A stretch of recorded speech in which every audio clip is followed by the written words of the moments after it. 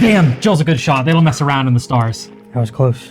Hey, while we're waiting for the UBCS chopper to pick us up, do you want to compare and contrast the original Resident Evil 3 Nemesis versus the Resident Evil 3 Remake in exhaustive detail?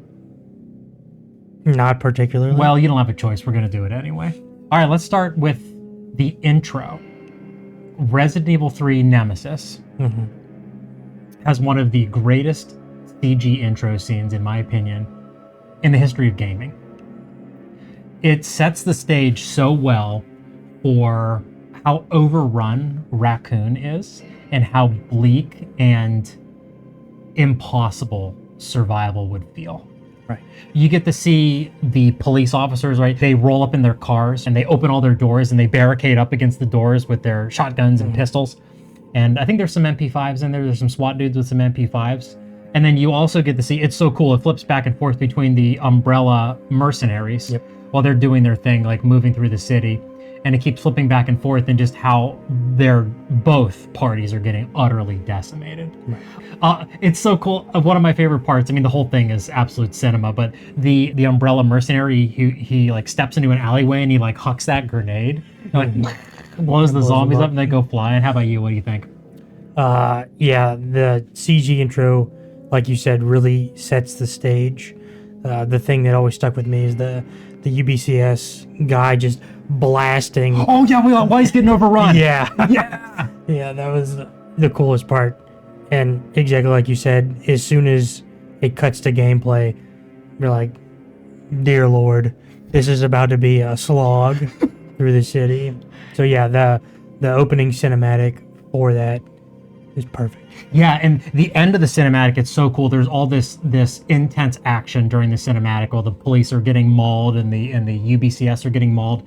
And the end of the cinematic, you have this swooping shot of the rain pouring down, and there's all the dead police officers on the street that just didn't stand a chance against the swarm of zombies.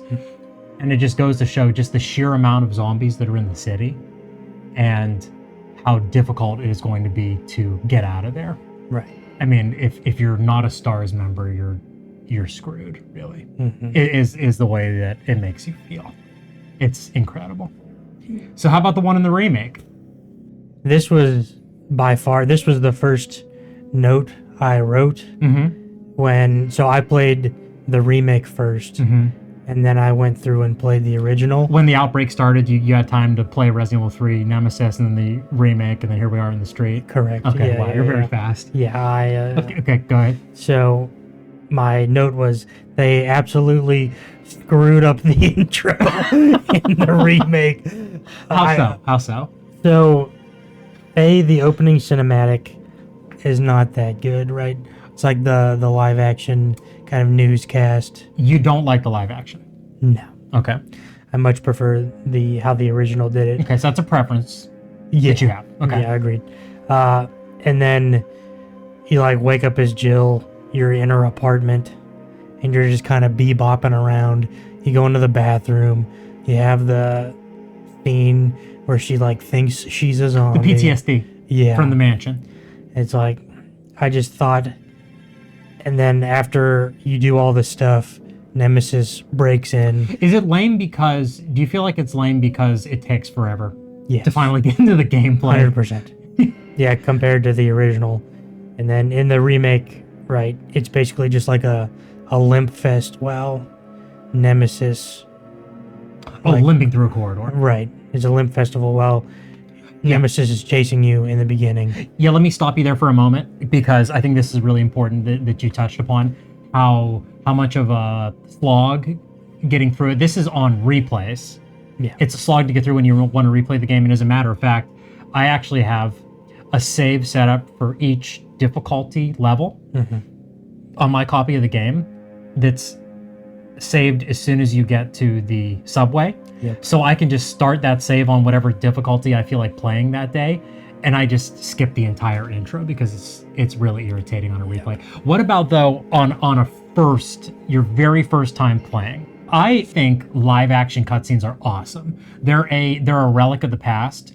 I think live action cutscenes are kind of rare to see, and I have nostalgia for them from like the old Command and Conquer games with like Tim Curry and stuff. And so when I saw that it was a live action intro, I was actually really excited about it. The problem is there are no zombies in the live action intro. There's a CG Nemesis in the live action intro, but there isn't anybody dressed up in makeup as a zombie. So they completely dropped the ball with that. I do like that there's like an Umbrella commercial, and there's some creepy Umbrella scientist talking about Umbrella on a commercial. Well, Umbrella is a pharmaceutical company, right? On the face of it, and that's exactly what it is, some creepy pharmaceutical commercial. So I like that. But not having any zombies in the live action intro was such a miss. It was just... It's so lame. So yeah. And then once you get into the on-rails walking segment in her apartment, I thought it was cool that Brad calls her. And he's like, Jill, you got to get out of there. But they immediately show you Nemesis. He just blasts through the wall. And I really hate that. And I think a lot of people feel the same way, that there's a art to anticipation for a monster. And yeah, everybody knows what Nemesis is, but that doesn't mean they've necessarily played the very original Resident Evil 3. And just because you know what Nemesis looks like doesn't mean that you just need to show Nemesis right off the bat. And we'll get into it. This kind of, when we start talking about the city segment, which will be next, I want to talk about the city. And it's kind of weird with Resident Evil 3 Remake, they kind of blend together, right? Because it's like it's like on rails gameplay versus the original. You just watch an awesome cutscene. But Brad's calling you. Nemesis busts through the wall. It's just, you get chased down multiple hallways in the beginning of the game, and it's really silly. Like the one, he has a chunk of concrete, and he's like pushing the concrete down it doesn't even make any sense. I'm sorry, it doesn't. And then you get to the end of the hallway, and he finally throws it. But like, why is he pushing a chunk of concrete? Either break through it or throw it. Yeah, he's Nemesis. It would have been like, let's say it fell from the ceiling, right?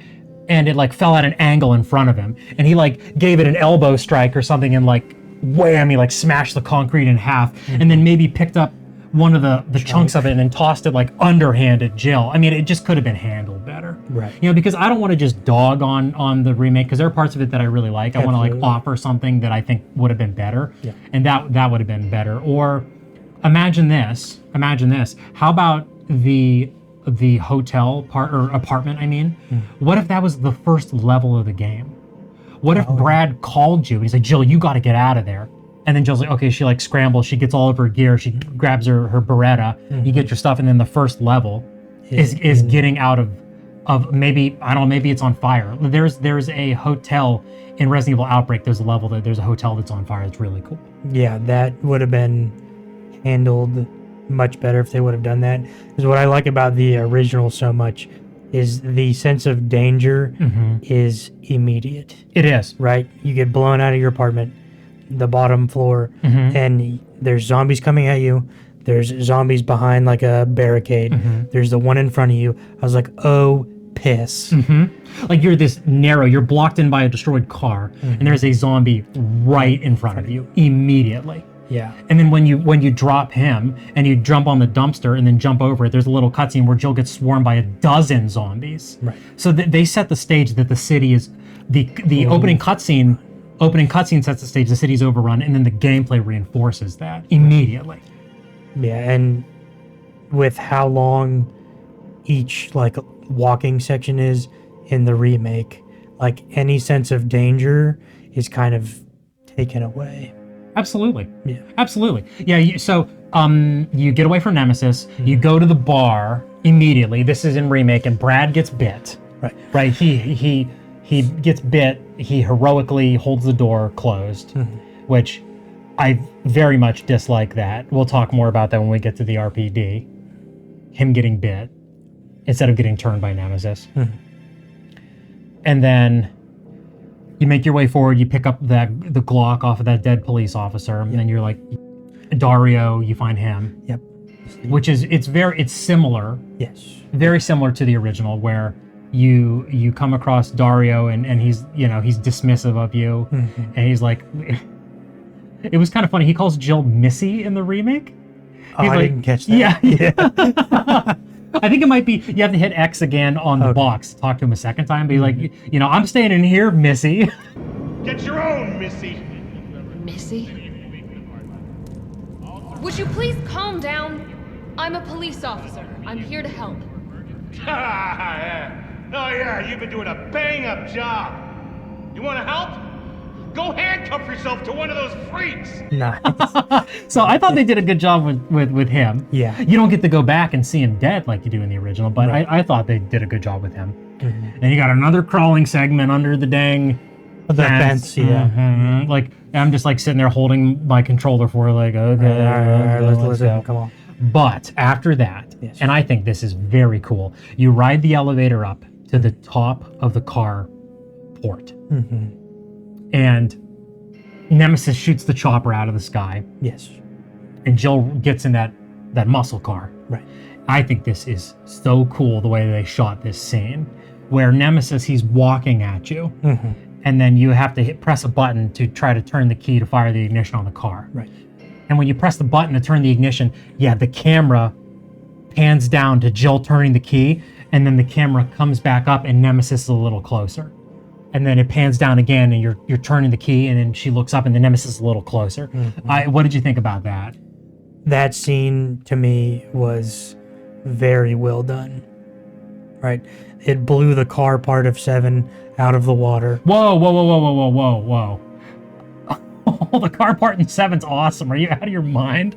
That's like my favorite part in the whole game. Let's not get off on a tangent. All right. Well, that's crazy. Where you get to drive the car into Jack? Are you out of your dang mind? Driving into Nemesis way cooler. Oh my gosh. Okay. All right, fine. We'll continue. But geez, we're gonna have to talk about that, and maybe once Carlos picks us up, we can talk about that on the chopper or something. I'm beside myself. I can't believe I didn't know that about you. Good. But anyway, so you like I think the car part's awesome. Yeah, very cool. And then I thought it was cool too. With Jill, when she slams the car into Nemesis, he reaches through the windshield and he's choking her, and you're like driving him across the top of the carport. And I don't know if you noticed this, probably because I was playing with headphones on. After you drive him off the carport and wham, you slam him into the ground, and Jill, she like crawls out of the car. She's like gasping and making all kinds of like sounds, like Nemesis choking her actually like hurt her neck. Oh. And she's like, when she's trying to get out of the car, like when she's trying to breathe, you can tell that like he hurt her while he was choking her. So I thought that was really cool. Yeah. That was a really neat effect. Wearing headphones, you can hear that. It is pretty cool. I didn't notice that. It's pretty neat. So yeah, that's the intros.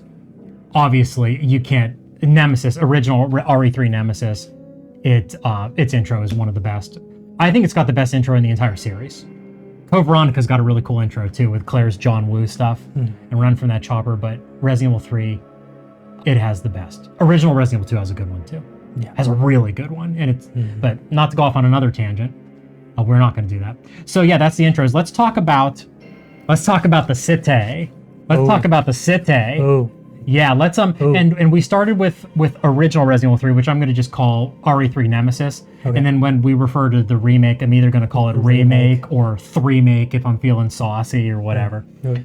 You want to start with, let's keep it consistent. Let's talk about original Resident Evil 3. Sure. Nemesis, about the city.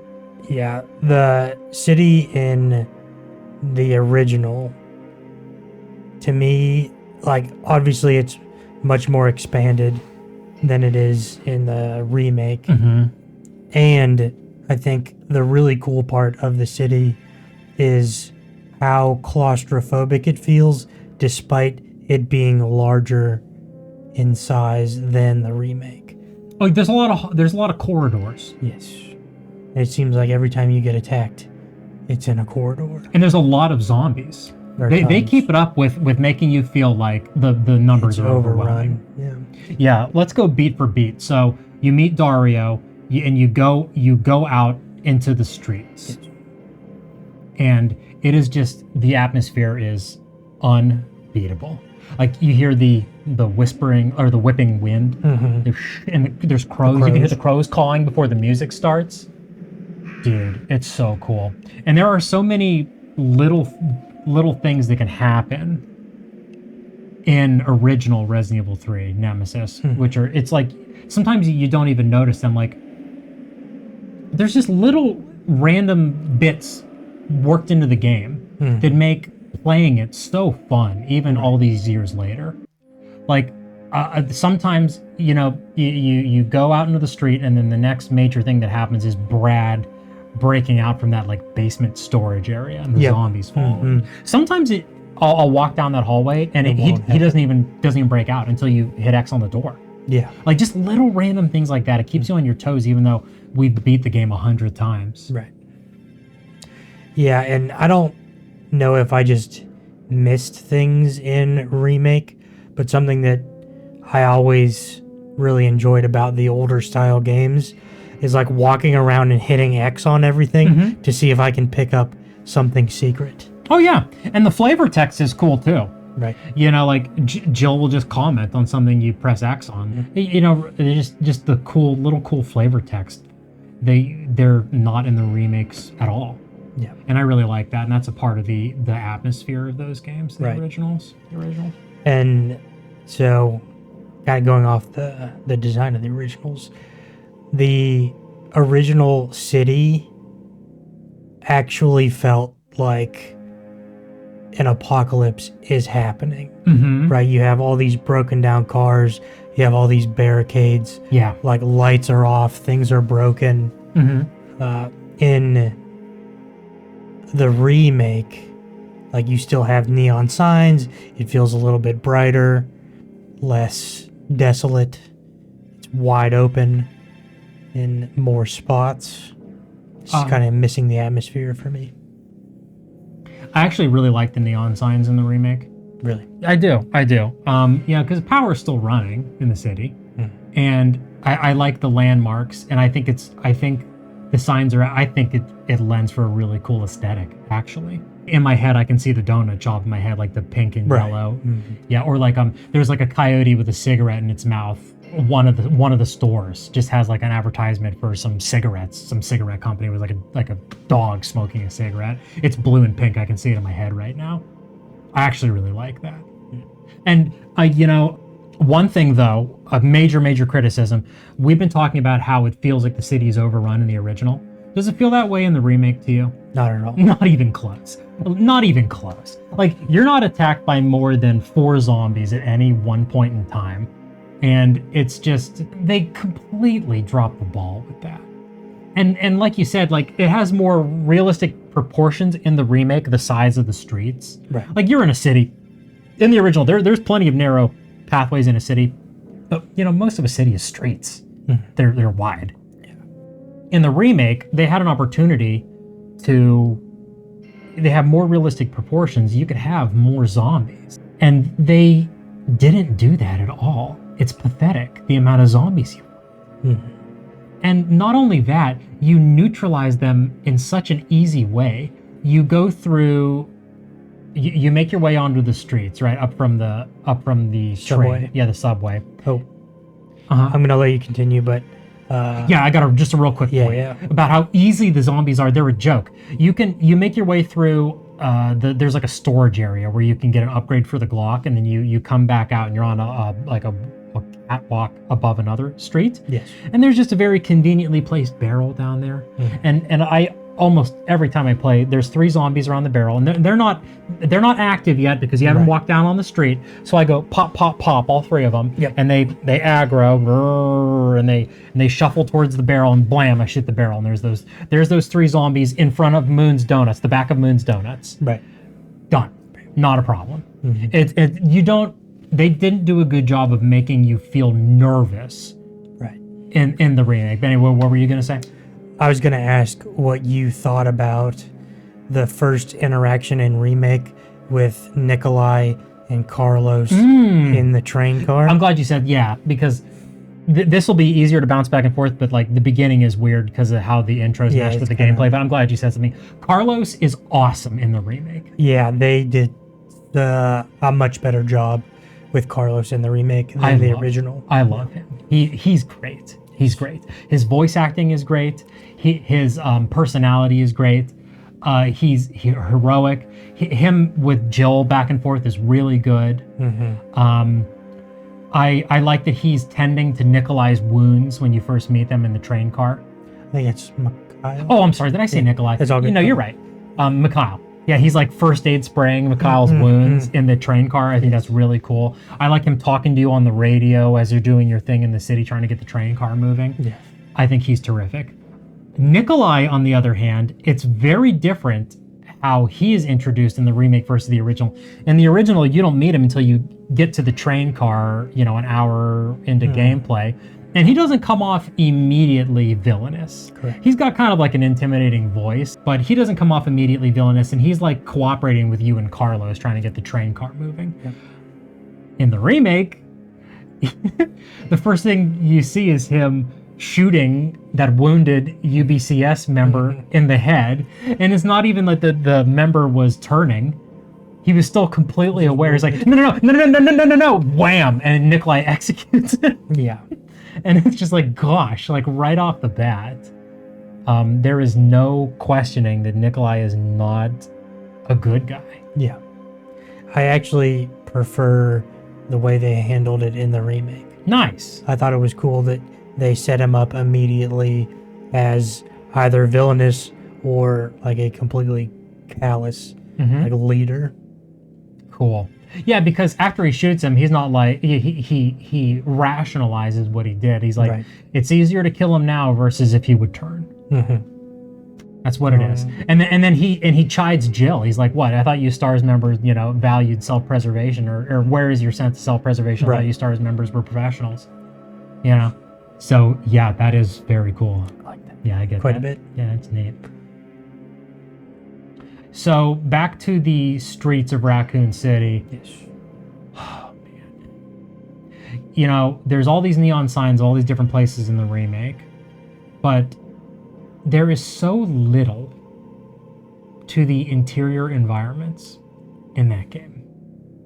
Yep. Right. It doesn't feel lived in at all. And there, again, to kind of like the sense of danger, most of the interiors I felt completely safe. What I want is some complexity of where you go. Like Moon's Donuts. It's a main room with there's only one thing going on there, and I think it's when you play on a higher difficulty. When you come in through the back, there's a zombie banging on the door trying to exit.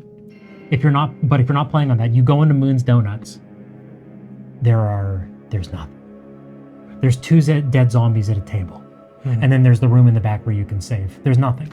Down the road from Moon's Donuts, the pharmacy, there's a car crashed through the wall. Yep. You can go down a single aisle, get a jug of high-grade gunpowder. Yep. Hear on the radio, the radio jockey guy on the radio, and that's it. That's it. Yeah. The railway station. This is where they route all of the train cars in Raccoon City. It's a lobby area. It's the break room with the lockers, and then it's the control room. It's three tiny. And the control room is you go down the steps and there's just the puzzle in front of you. Right, you can't even explore. There's nothing to it. There's nothing to it. Yeah. And like Raccoon City is my all-time favorite Resident Evil location. I love city environments and zombie media. And Raccoon City is so cool. And it's so lame in the remake. It's so lame. If they would have, like I said at the beginning of the video, if the game would have opened with her apartment being a level, that would have been a significant improvement. Just one nice, big, complex interior environment. Right.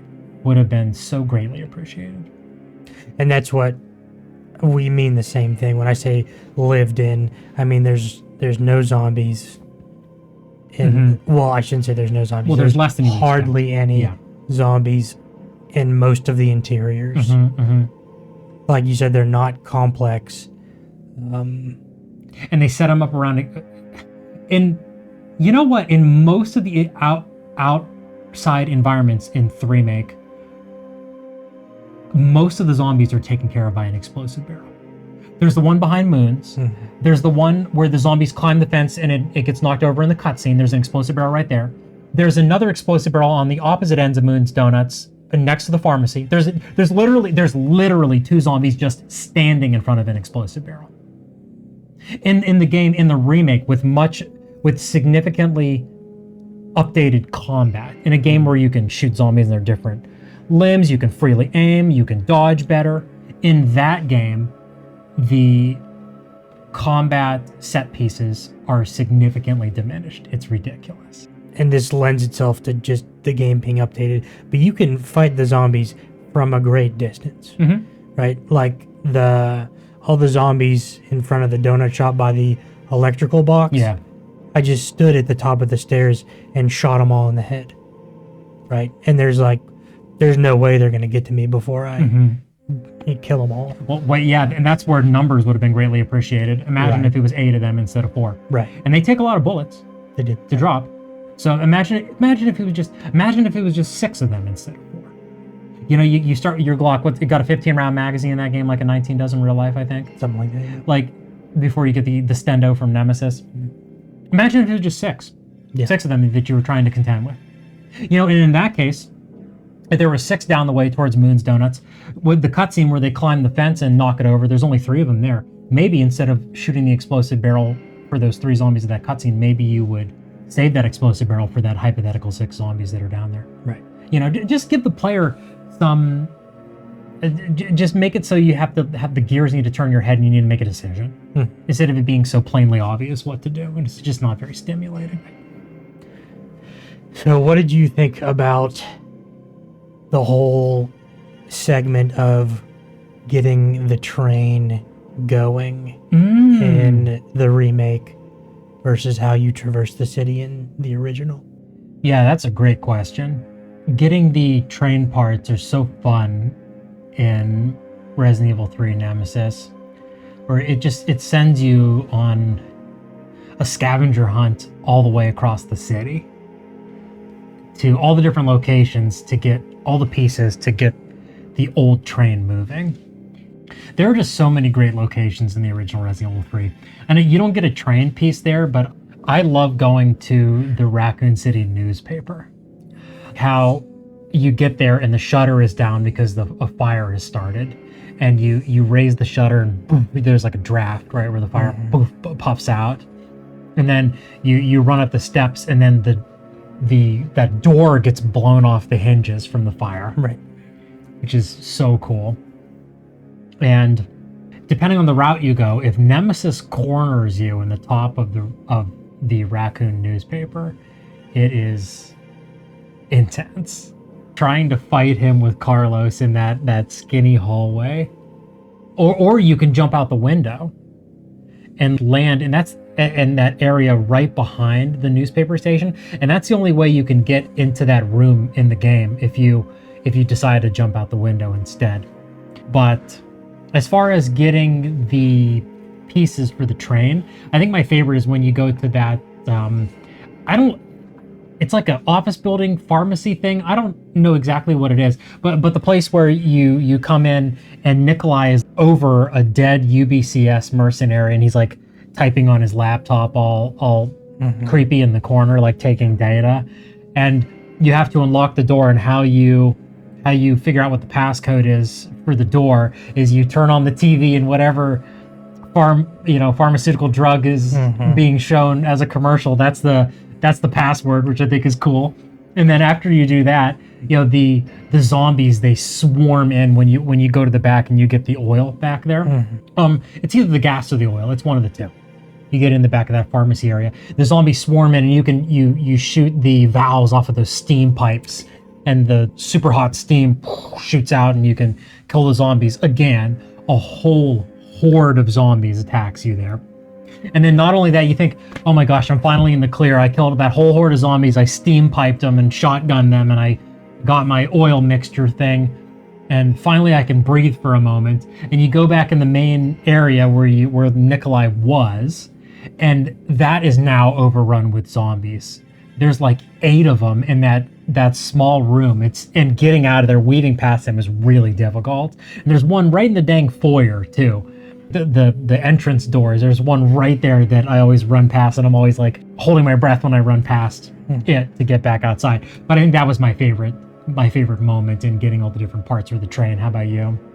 Yeah, I think in terms of moments in the city, I think by far, and this is why like playing the remake sometimes, like certain parts of the remake really hurt, was the power station in the original was so cool. So you go in, you read the memo, so you can figure out how to open the doors. You have the little puzzle that you can do to open the doors, which I thought was kind of enjoyable, figuring out how exactly to everything interacts so you can get the right. Yeah, it's like a frequency. math puzzle. Yeah. You have to see what values it goes up and goes down. And then by far the best part, right, you open the door, you go in, you get all your stuff, and you go out after you open the door. And get the fuse. Yes, it's the fuse. And you get swarmed by a horde of zombies. They're beating on the fence, right, about to get in. And you get probably the coolest decision. So you can either increase the power output of the generator, or you can like bust through the door. And if you choose increase the power, You made the right choice. you made the only choice.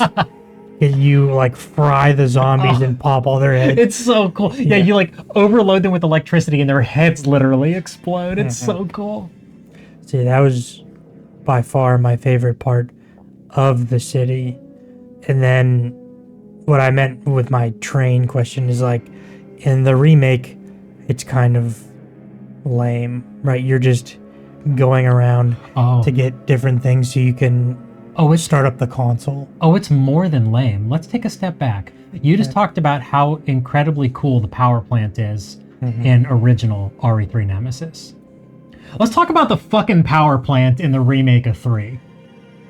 Fuck the power plant in the remake of 3. What were they thinking? What were they thinking? Yeah, I would rather put my head in a blender than play that part ever again. It's so poorly done. Oh, it's horrible. In the remake. Okay, so the power plant, it's like an intense, short moment in the original. It's so cool. It's so memorable. In the remake of 3, the power plant, it's been swarmed and taken over by the brain sucker monsters, right? Yep. And your goal is to run through this infested power plant and flip the breakers to get the power moving again, right? While you're getting dogged by these irritating... The brain suckers are huge in the original, and they're really fun to fight, and they're so creepy looking. They look like... They have like those long hook talons, and they got 4 arms and 2, and legs, along with their 2 legs, of course. And their movements are, they like skitter around and they like stand on their hind legs and grab you. They're so cool. They're like these little dudes in the remake. These little guys. They're like the size of like a medium-sized dog. Yeah. And they're crawling on the side of the walls, and they do that attack where it's so irritating. They grab onto you and they get you with a parasite, and you have to take a green herb to puke them out. And oh, it's horrible. It's so irritating. Every time when you go to flip the breaker, it spawns one of them right behind you. Right behind you. So you have to. I whenever I play it, I start the breaker. I just touch it. Exactly. I just touch it until like starts it and lets go, and I turn around and shoot them, and then turn back around and then flip the breakers. It's horrible. It's such an irritating part. Even with like the unlimited ammo rocket launcher, it's irritating. I hate that part. What in God's name were they thinking? And then what are you rewarded with when you finally flip the power on? An absolutely pathetic, insulting puzzle routing the train car. It's a joke. It's an absolute joke. So you get back to the Kite Brothers Railway, right? On the way there, you do get to fight Nemesis, so at least you get a little bit of Nemesis action. And at least on normal, I think also hardcore, if you get them, you can get them with 1 grenade, and it'll down him, and you'll get the extended Glock magazine from him the first time you down him. And you fight your way back to the railway, and you're absolutely insulted with that puzzle. You literally just look. They have it. You just look at the screen that's on the wall, and then you just copy what's on the screen. The abbreviation of the letters and, and the number. It's pathetic. It's absolutely pathetic. Ridiculous. But I will say, after you do that, and you're making your way back to the rail station, I think the remake had a cool idea where Nemesis, his virus, he can use it to power up the zombies. And they like become those, like, they have those like scorpion parasite thingy on their head. I think that's a cool idea. What do you think? Yeah, I didn't mind it. And I think you had mentioned while I was playing, there's actually a way to fight them where it's easier, where you shoot them in the legs to down them, and then you can like shoot the weak spot, which I did not know. That's almost always how I fight them. You shoot them in the knee, boom, boom, boom, a couple times, and once they fall, like their parasite will like open up while they're like wriggling on the ground. You can so that is something unique that they added that I think was actually cool. Right. So that part specifically, outside of Nemesis being able to power them up, which is cool. I think the idea is cool. I'm not saying fighting them is fun. Right. But like on paper, it's like, oh, I mean, that makes sense. He's an advanced tyrant. Shouldn't he be able to actively mutate other T-virus infected things and like boost them, upgrade them? But running through the city in the remake while being chased by Nemesis. He's fast. I haven't wanted to throw my controller in a long time, but that I was getting so annoyed trying to dodge him when he went to punch me. Okay. Skill issue. Yeah, well, obviously it's a skill issue. It's still hyper annoying. I get what you're saying because he's relentless, but he is Nemesis. But even when he's chasing you in the original, it's way more fun. It's way more fun. He's actually more persistent in the original. He's around. He's almost constantly around in the original, and it's not irritating to me. It's like fun to run from him. In the remake, he's not around nearly enough, and when he is, he dogs you so hard. He is so tough. He is no joke. I wish they would have balanced him a little different. I'm with you, but yeah, like him being around more and maybe not being as. But when you run from him, you can get away from him sometimes, but the game will just warp him above you and in front of you, and he'll just like come down the side of a building and he'll be, whoop, here I am. You know, there's none of that in the original. He just chases behind you while you're running. And yeah, that's the thing. I think that is what they could have done in the remake of 3. If he just wasn't able to Spider-Man in front of you, I think that would have made him better. I don't know how much you actually engaged him with firearms.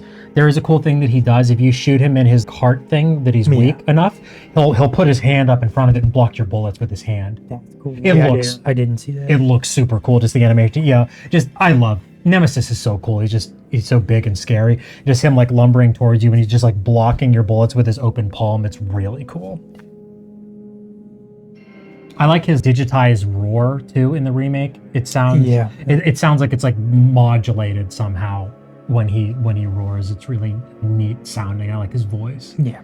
I think he sounds really cool.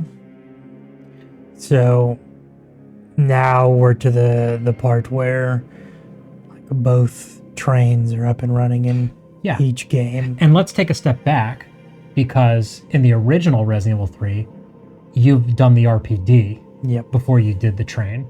And the timing is different in the remake, but let's talk about the RPD. Sure.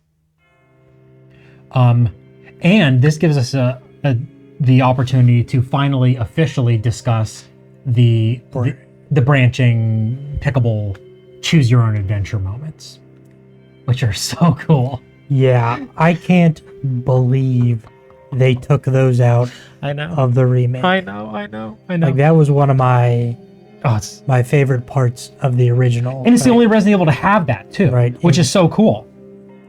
So you have the diner where you can hide. Yeah, we talked about that. Yeah. Right, the diner where you can hide in the basement of the diner, or you can you can toss that like a gas lamp thing, and because the gas is leaking in the back, and blow them up and get a free kill. Which that's a part we're really going off on a tangent. Partially, what's so brilliant about those choose your own adventure moments in the game is how they seamlessly integrate with the gameplay, where. The diner, what we just said, when you blow him up, when you defeat Nemesis in the remake and in the original, you're rewarded with goodies. Yep. In the original, you get the parts for the upgraded, the custom handgun, the competition, the 2011, the STI Eagle 6.0, but that's not just when you defeat him in regular gameplay. If you picked to blow him up in the diner, the game considers that you defeating Nemesis at that moment, and you can pick the pistol parts up from him when you do that. It's so cool. And back to the RPD, when Nemesis and Brad, so in the remake, Brad gets bit by a zombie and he zombies out. It's so lame.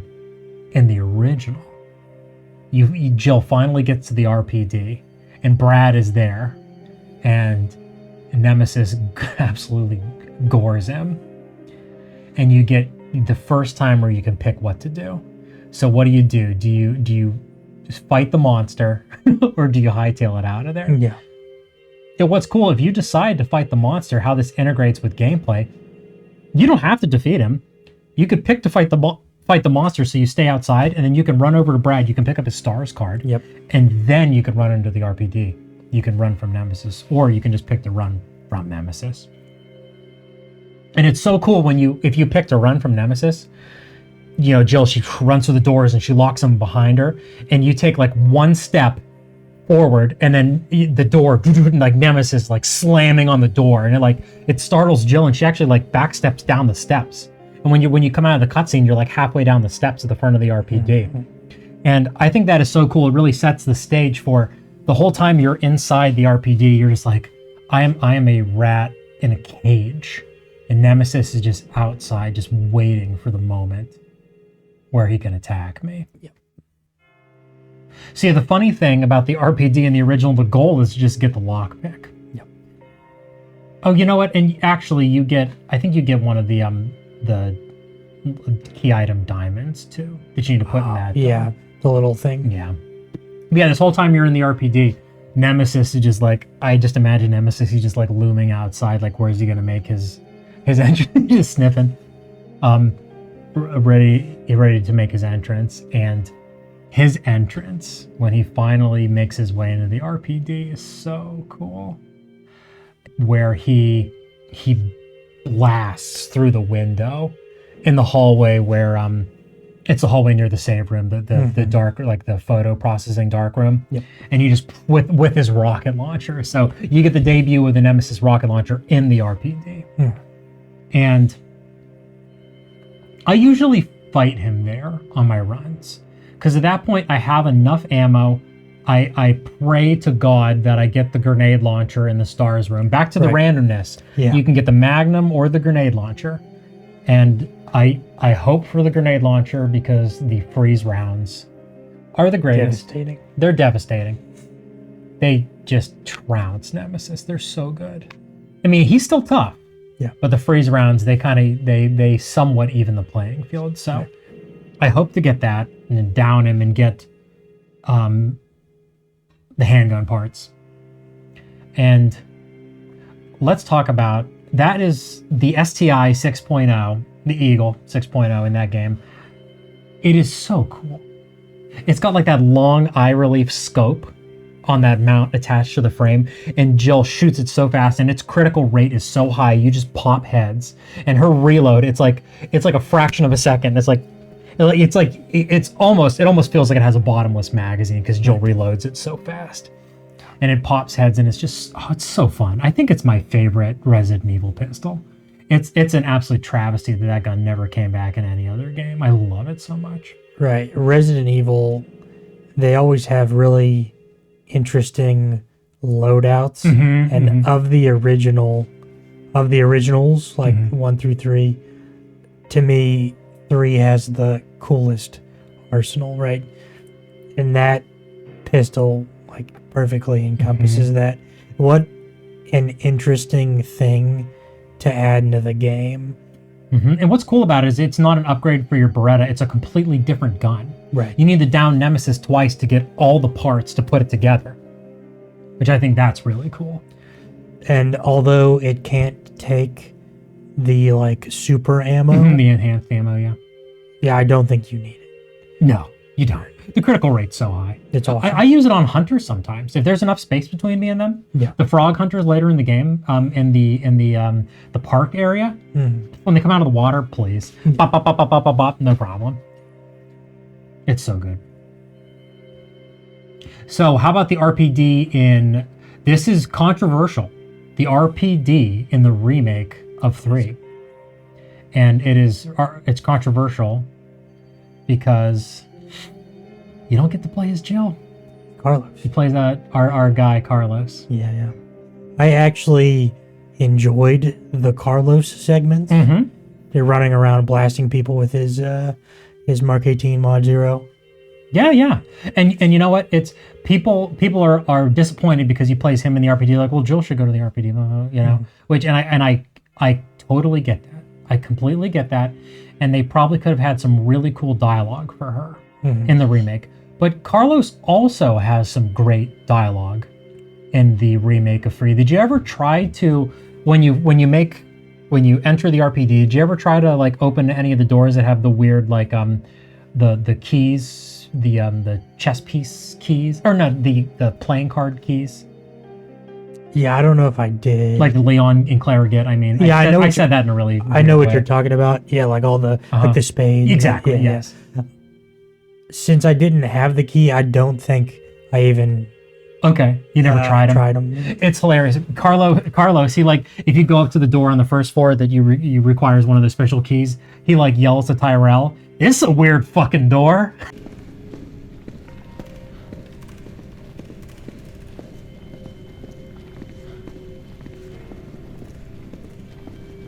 Now here's a weird fucking door. Leave it. We're here for bars. It's cool. It's great. Yeah. It's great. And when you go down the hallway where the liquor impales that cop by his neck, that cop zombie, if you remember, you're fighting these cop zombies. Carlos, he's like, it just doesn't feel right killing police officers. Kind of fucked up shooting cops. I thought that was really neat too. Yeah, He has some really cool just dialogue. Yeah, I absolutely loved the remake RPD in 2. I really enjoyed it in 3. Going back. Yeah, so like playing as Carlos or playing as Jill, it really didn't bother me. Yeah. Like I thought it was cool either way. The only thing that I think they missed out on in the remake, what they could have done, is it's really lame that you just use C4 to blow up that wall. Oh yeah. It should have been Nemesis crashing through the wall. Carlos should have got to go toe-to-toe with Nemesis while Nemesis was still in like his human kind of form. And you'd never get that in the remake of 3, which is really a shame. Speaking of the RPD though, I didn't realize I was watching like how to fight Nemesis, and there's actually every time you fight him, We're talking the original. the original, because his box is so big for his model. I think almost every fight there's an area that you can stand where he can't hit you. So in the RPD, I'm pretty, if I remember right, where Marvin is like laying, if you just stand over Marvin in the corner, Nemesis tries to hit you, but he can't. Can he even make it through the door? He can, yeah. I think he he get makes it caught? through the door, but he just gets caught on something. Okay, like the jam, get somewhere on the door jam, or No, he's in the room. Oh, okay. I'm fairly certain, but he just can't get close enough to hit you. That's amazing. Same thing with the newspaper area. Mhm. I think if you stand close enough to the window in the corner, Carlos will just take him Just out light for 'em you. up. In the original. In the original. That's cool. It's amazing how people can dissect games and just absolutely, like, games that are worth dissecting, like the original Resident Evil 3, and just get them down to just like break them like that. That's incredible. That's really cool. Yeah, that's not me. I run from Nemesis. And I do fight him if I have lots of healing items and plenty of Magnum and freeze rounds. Mm-hmm. I've taken him with the pistol and the shotgun before too. Yeah. But I like running from him. It's cool how persistent he is, and how much, with the city being so big in the original, he can chase you through so many scenes. It's really, really cool. It's really cool. Anything else on the RPD before we continue? I think that's about it. Okay. Yeah, I'm trying to think if there's anything else. Oh, I like that Tyrell is Carlos's buddy. Much more of a character. Yeah. Not only is Carlos awesome in the remake, Tyrell is great too. Yeah. And their buddy dynamic is really great. I like how he's present for Carlos's moments. Right. And they're talking to each other over the radio or in person. They both have really great character in the game. They're significantly improved, because Carlos is a cringy, embarrassing dork in the original. And we're going to talk about a specific moment once we talk about the clock tower, which, as a matter of fact, that's the next part we're going to talk about. So the railway has been powered up, and let's talk about the original. Well, not powered up. All of the components have been put into the old rail car, and we're ready to roll. Yeah, we mix it's a two-stroke. Gas and oil. Yeah, I guess it's a which is two-stroke. strange. The two-stroke trolley car. Right? It's actually two-stroke is actually kind of based when you think about it. You don't have to worry about changing oil. It's just True, yeah. It's always running through with your gas mixture, and it's not hard to mix gas. Whatever. So the train car's ready to roll. Mikhail's been there the whole time, wounded. He's jacked up in the original. There's a special cutscene with him outside the train car. I don't actually know. It's one of those things, those little random moments in the original that make it so cool. You can actually get it. There's a barrel tipped on its side in front of the train car, and there's a little cutscene that plays sometimes where there's zombies attacking the train car, and Mikhail's outside in front of the train car, wounded, and he kicks the barrel and it rolls towards the zombies, and then he shoots the barrel and blows them up. That's cool. It's really neat. I don't know what to do to activate it. It's just one of those things. Depending on what route you take, it might happen. Gotcha. But it's really neat. But anyway, so he's mostly like passed out in the train car. Yeah. And you finally get it powered up and it's moving. And who attacks? Our boy Nemesis. You have like 6 feet between you and Nemesis, and he's right up on you. I usually use so many healing items fighting him there. I get my ass whipped usually. Yeah. And it's kind of anticlimactic, but you can just turn around and go through the door, and then you don't even have to fight him. Okay. You turn around, you go through the door, and then that really cool cutscene plays where Mikhail, he's shooting Nemesis, right? And then Nemesis knocks him over and he pulls the pin on the grenade. And I love how when the grenade goes off, you get a shot from the back of the train car where Nemesis gets like jettisoned off the train car, and he's like smoking. There's like smoke coming off him, and he's like flipping in the air. That is so cool. Yeah, that was a super cool cutscene. Yeah, what do you think about the train car in the original? Anything else to? What a tough boss battle, and then again, the decision tree. Yeah, hit the brakes or do you jump out?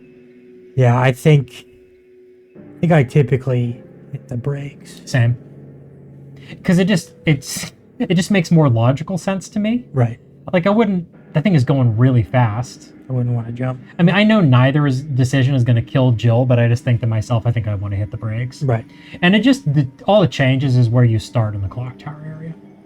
But before we go to the clock tower, let's talk about the train in the remake. You don't get to fight Nemesis. Nope. But I will say, I hate missing a boss battle because, I mean, there's another opportunity, right? All the interior segments in Resident Evil 3 Remake are very disappointing. But imagine a gameplay segment on the train. Right. Imagine an extended boss battle on the train where Nemesis on the top.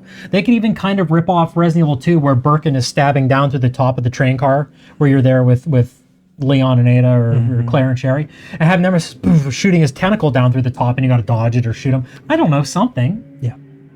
Just a little bit more. So that's obviously that's really lame. But what I do think is cool is that in Remake, there are actual civilians on the train. The UBCS got civilians loaded on the train, and they're trying their absolute best to rescue them. But when Nemesis makes his appearance, he kills all of the civilians on the train.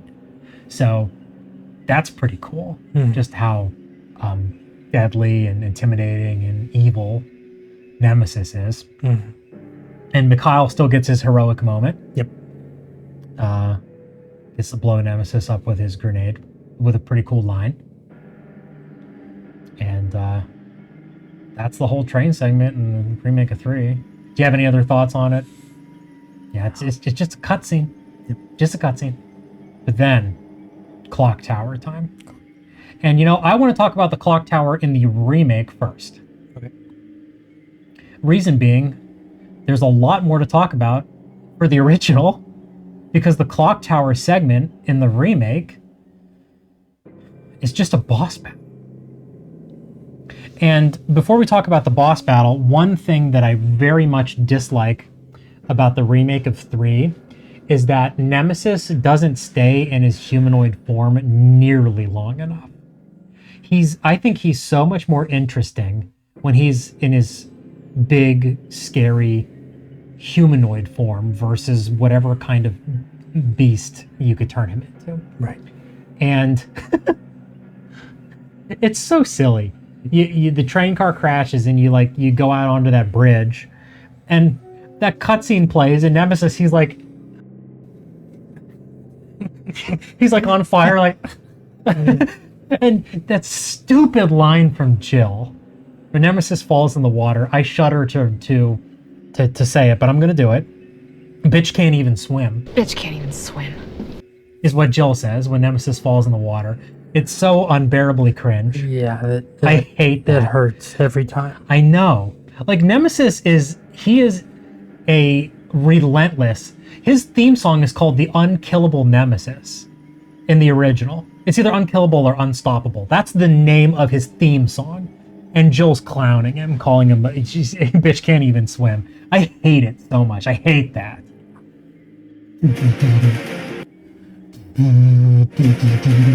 You don't get none of that. Not when bitch can't even swim. So anyway, he falls in the water, and you're like, you're walking across that bridge, and that was the last time you get to see humanoid Nemesis. He has now transformed into big demon dog now. And it's boss battle time. It's boss battle time. In front of the clock tower. It's basically, I just unload until he dies. You don't use the mine rounds? Well, you use the mine rounds, then unload. Yeah. I'll say it's kind of neat that he picks up enough speed to run across the wall, and you shoot the mine rounds up, and he runs into the mine round and it knocks him to the ground. And it's cool sometimes too. He'll climb the clock tower. Yeah. And he'll jump down with a huge attack if you don't shoot him while he's up on the clock tower. And that got me thinking, another thing, trying to be constructive about the remake. Yeah. Where imagine he's still in his humanoid form, chasing you inside the clock tower, and the boss battle is you're fighting him while you make your way up the clock tower, and then maybe the climax of the boss battle is you somehow shoot him off the top of the clock tower. He's still in his humanoid form. You shoot him off the clock tower, and he falls all the way down, boom, slams into the ground. And then Jill has to get poisoned somehow. Right. And then maybe she makes her way down, and she's gawking over dead Nemesis because she's got an attitude or whatever. And then he gets her or whatever. I don't know. Just something. Versus him being his big demon dog mode, just running across the wall. It just would have been so much better. Do you like the boss battle in front of the clock tower in 3 make at all? I don't know if I really enjoyed any of the boss battles in 3 make. Yeah, I'm with you. It was okay, I guess. Yeah. But in terms of like it having a lasting impression or an interesting mechanic while you're fighting him, Yeah. The mine rounds aren't very stimulating when Not he's just doing laps around the arena. he's inevitably going to hit your mind. Right. It's kind of lame. Just a damage fest. Yeah, especially in comparison to, we're going to get into the boss battles in the original. Some of them are really, really good. Yeah, so the clock tower in the original, it's an actual environment. Yeah, very cool. Yeah, so it's like all like old-timey gothic. It's really neat looking. The music is really cool. There's like this piano doo doo doo doo, and then boom, like the way the music sounds. I think it's really cool, and you feel like you can take a little bit of a breather because the last time you saw Nemesis, Mikhail blew him up on the train tracks, right? It launched him onto the train tracks. You're like, okay, I've got a breather. And the clock tower is where the helicopter was supposed to be coming to rescue everybody. Right. So the goal is to get the searchlight lit up, and Helicopter can land. yeah. So, there's some good puzzles in the clock tower. I actually really like the puzzle with the crystal, obsidian, and amber orbs, the balls, where you have to get the clock to stop straight at 12 o'clock. Yep. I actually really like that. What I usually do for that one is I test all three of them on the center clock and see what value each ball has, and then put them in the right spot. And that room is a really cool setting too, because in the corner there's a dead Umbrella mercenary that was like trying to shield this civilian. You can see he like died protecting her, which I thought was really cool. That they're actually not evil. Not all the most of the Umbrella mercenaries are just PMC hired people by the company. They don't realize the company's turning people into zombies, Carlos lets on about that. And when Jill is immediately skeptical because he's an Umbrella employee. But I think that's very cool that you get to see that mercenary dead there who was trying to protect the civilian, both of them dead. Yeah, so you get that stuff. You have not only the puzzle that you talked about, but the music one up at the top, which is kind of fun. I didn't as long mind as you're that not tone one. deaf. Right. Which, if you are, all you have to do is just go down to the bottom. There's a hint. And they have the two, which I thought was kind of cool.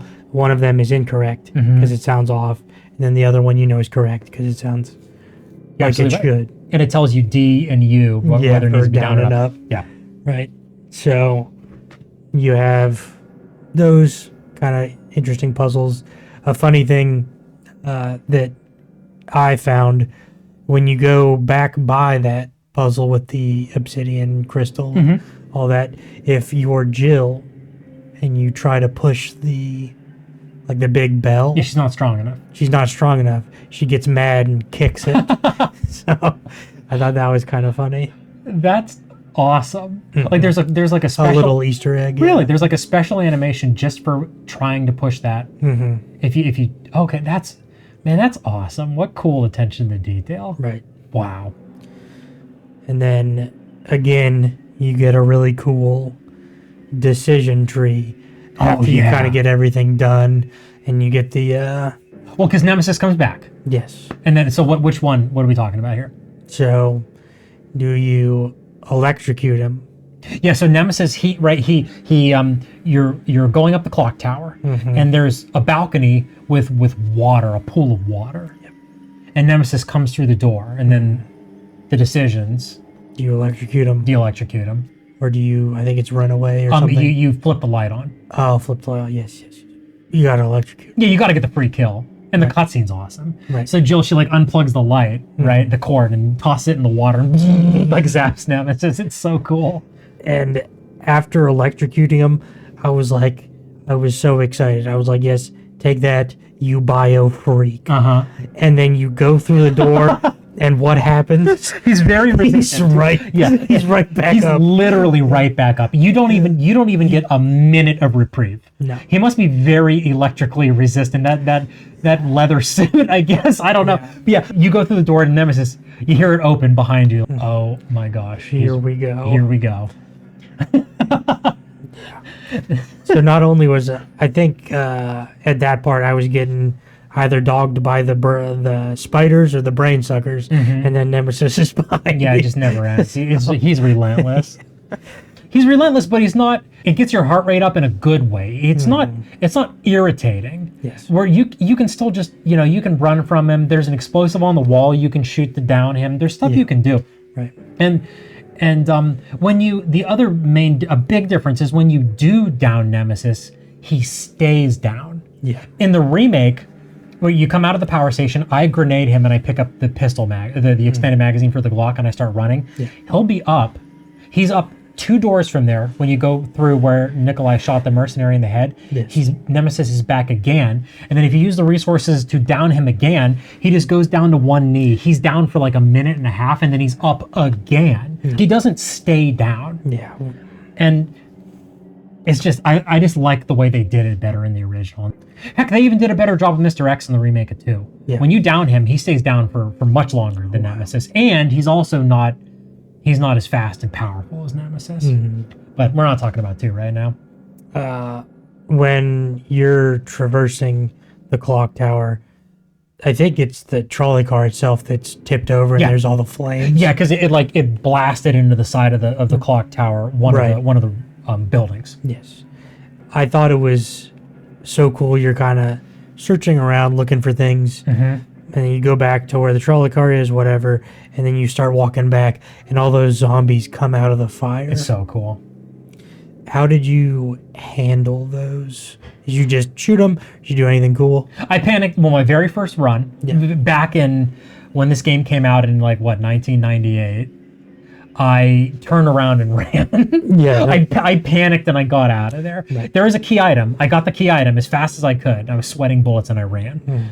But when I replayed it, now waiting for the chopper to come pick us up, I had the mine thrower and I boop, boop, boop, shot a bunch of mines onto the ground and then just sat back and I enjoyed watching the zombies just getting blown up by the mines. It's so cool. It just feels so good.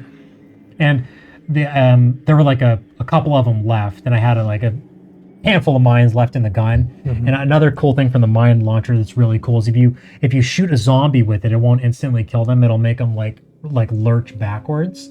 And if there's another zombie next to him, the mine will detonate both of them, and it's just so satisfying. I love the mine launcher. It's such a weird, fun gun to use.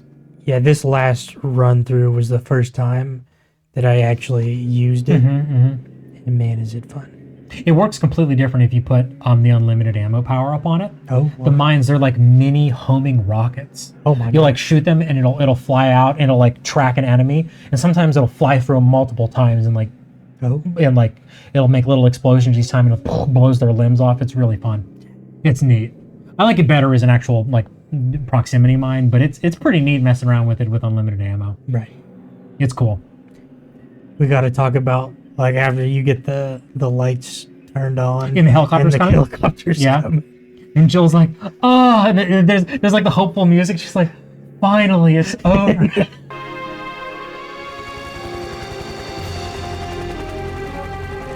We're saved. Down here! And it has this hopeful. Do that face again with the rocket. And then it's like, nope, nah. He used rockets. The chopper right out of the air. And you get a great boss battle.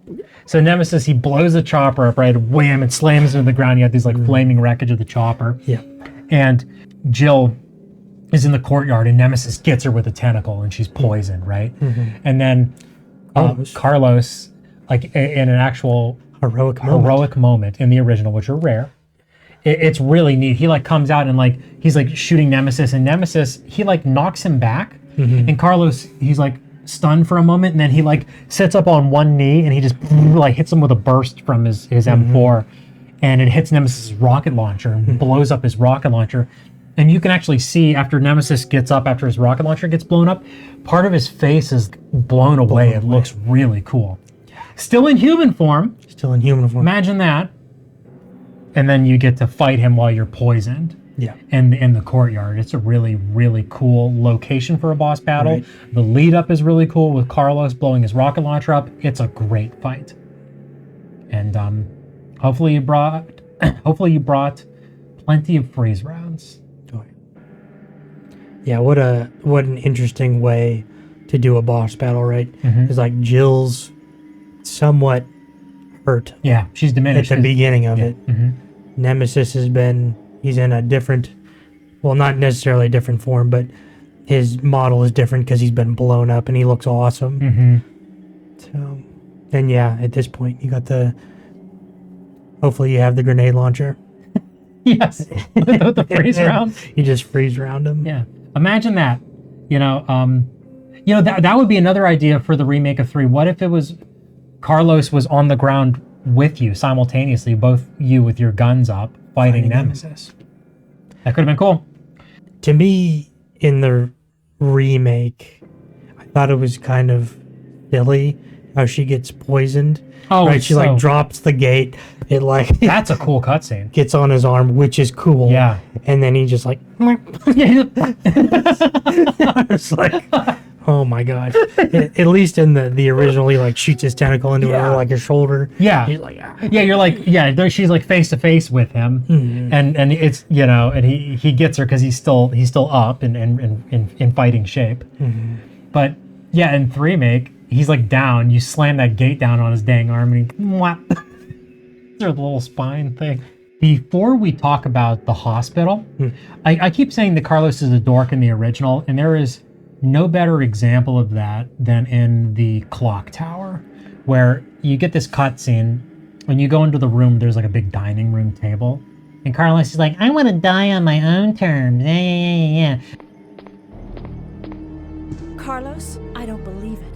You're alive. I'm not sure how we're gonna get out of this town. What are you talking about?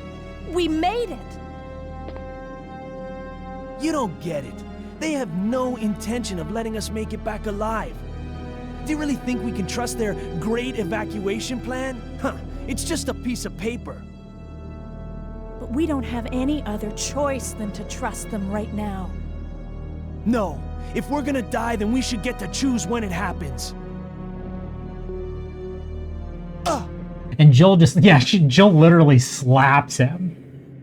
He's such a he's a dork in the original. Yeah, they did him dirty. And yes, but in the remake, he is an awesome character, and I like him so much in the remake. I'd love for him to make a comeback in one of their next games. Like, Yeah. I want more Carlos, darn it. He's so cool in the remake. Okay, so let's talk about the hospital. Yeah. Well, I mean, this is the perfect segue because you play as Carlos in the hospital. So Jill is infected, and it's Carlos's job to get her the Vaccine, the vaccine from the hospital. So what's it like in the original? So the original has the awesome debut of the hunter. Yeah. Okay. Man, so Yes. you walk in, you get the cool The lobby cutscene. of the hospital. Yep, the lobby. Yeah, there's a zombie sauntering out, and then what is this like weird looking amphibian thing pops, like jumps in behind him, and you just see his head roll on the And the ground. blood spray out from his neck. Yeah, so the zombie walks into frame, Yep. and the hunter right behind him just lops his head off. Yeah, what a cool intro for the hunter. And then you fight the hunter in the lobby. And then you come to, like we've been talking about, kind of the decision: do you go up or do you go down? Yeah, so it's the floors of the hospital in the original. You traverse With the using an elevator. Yep. So you go to the elevator.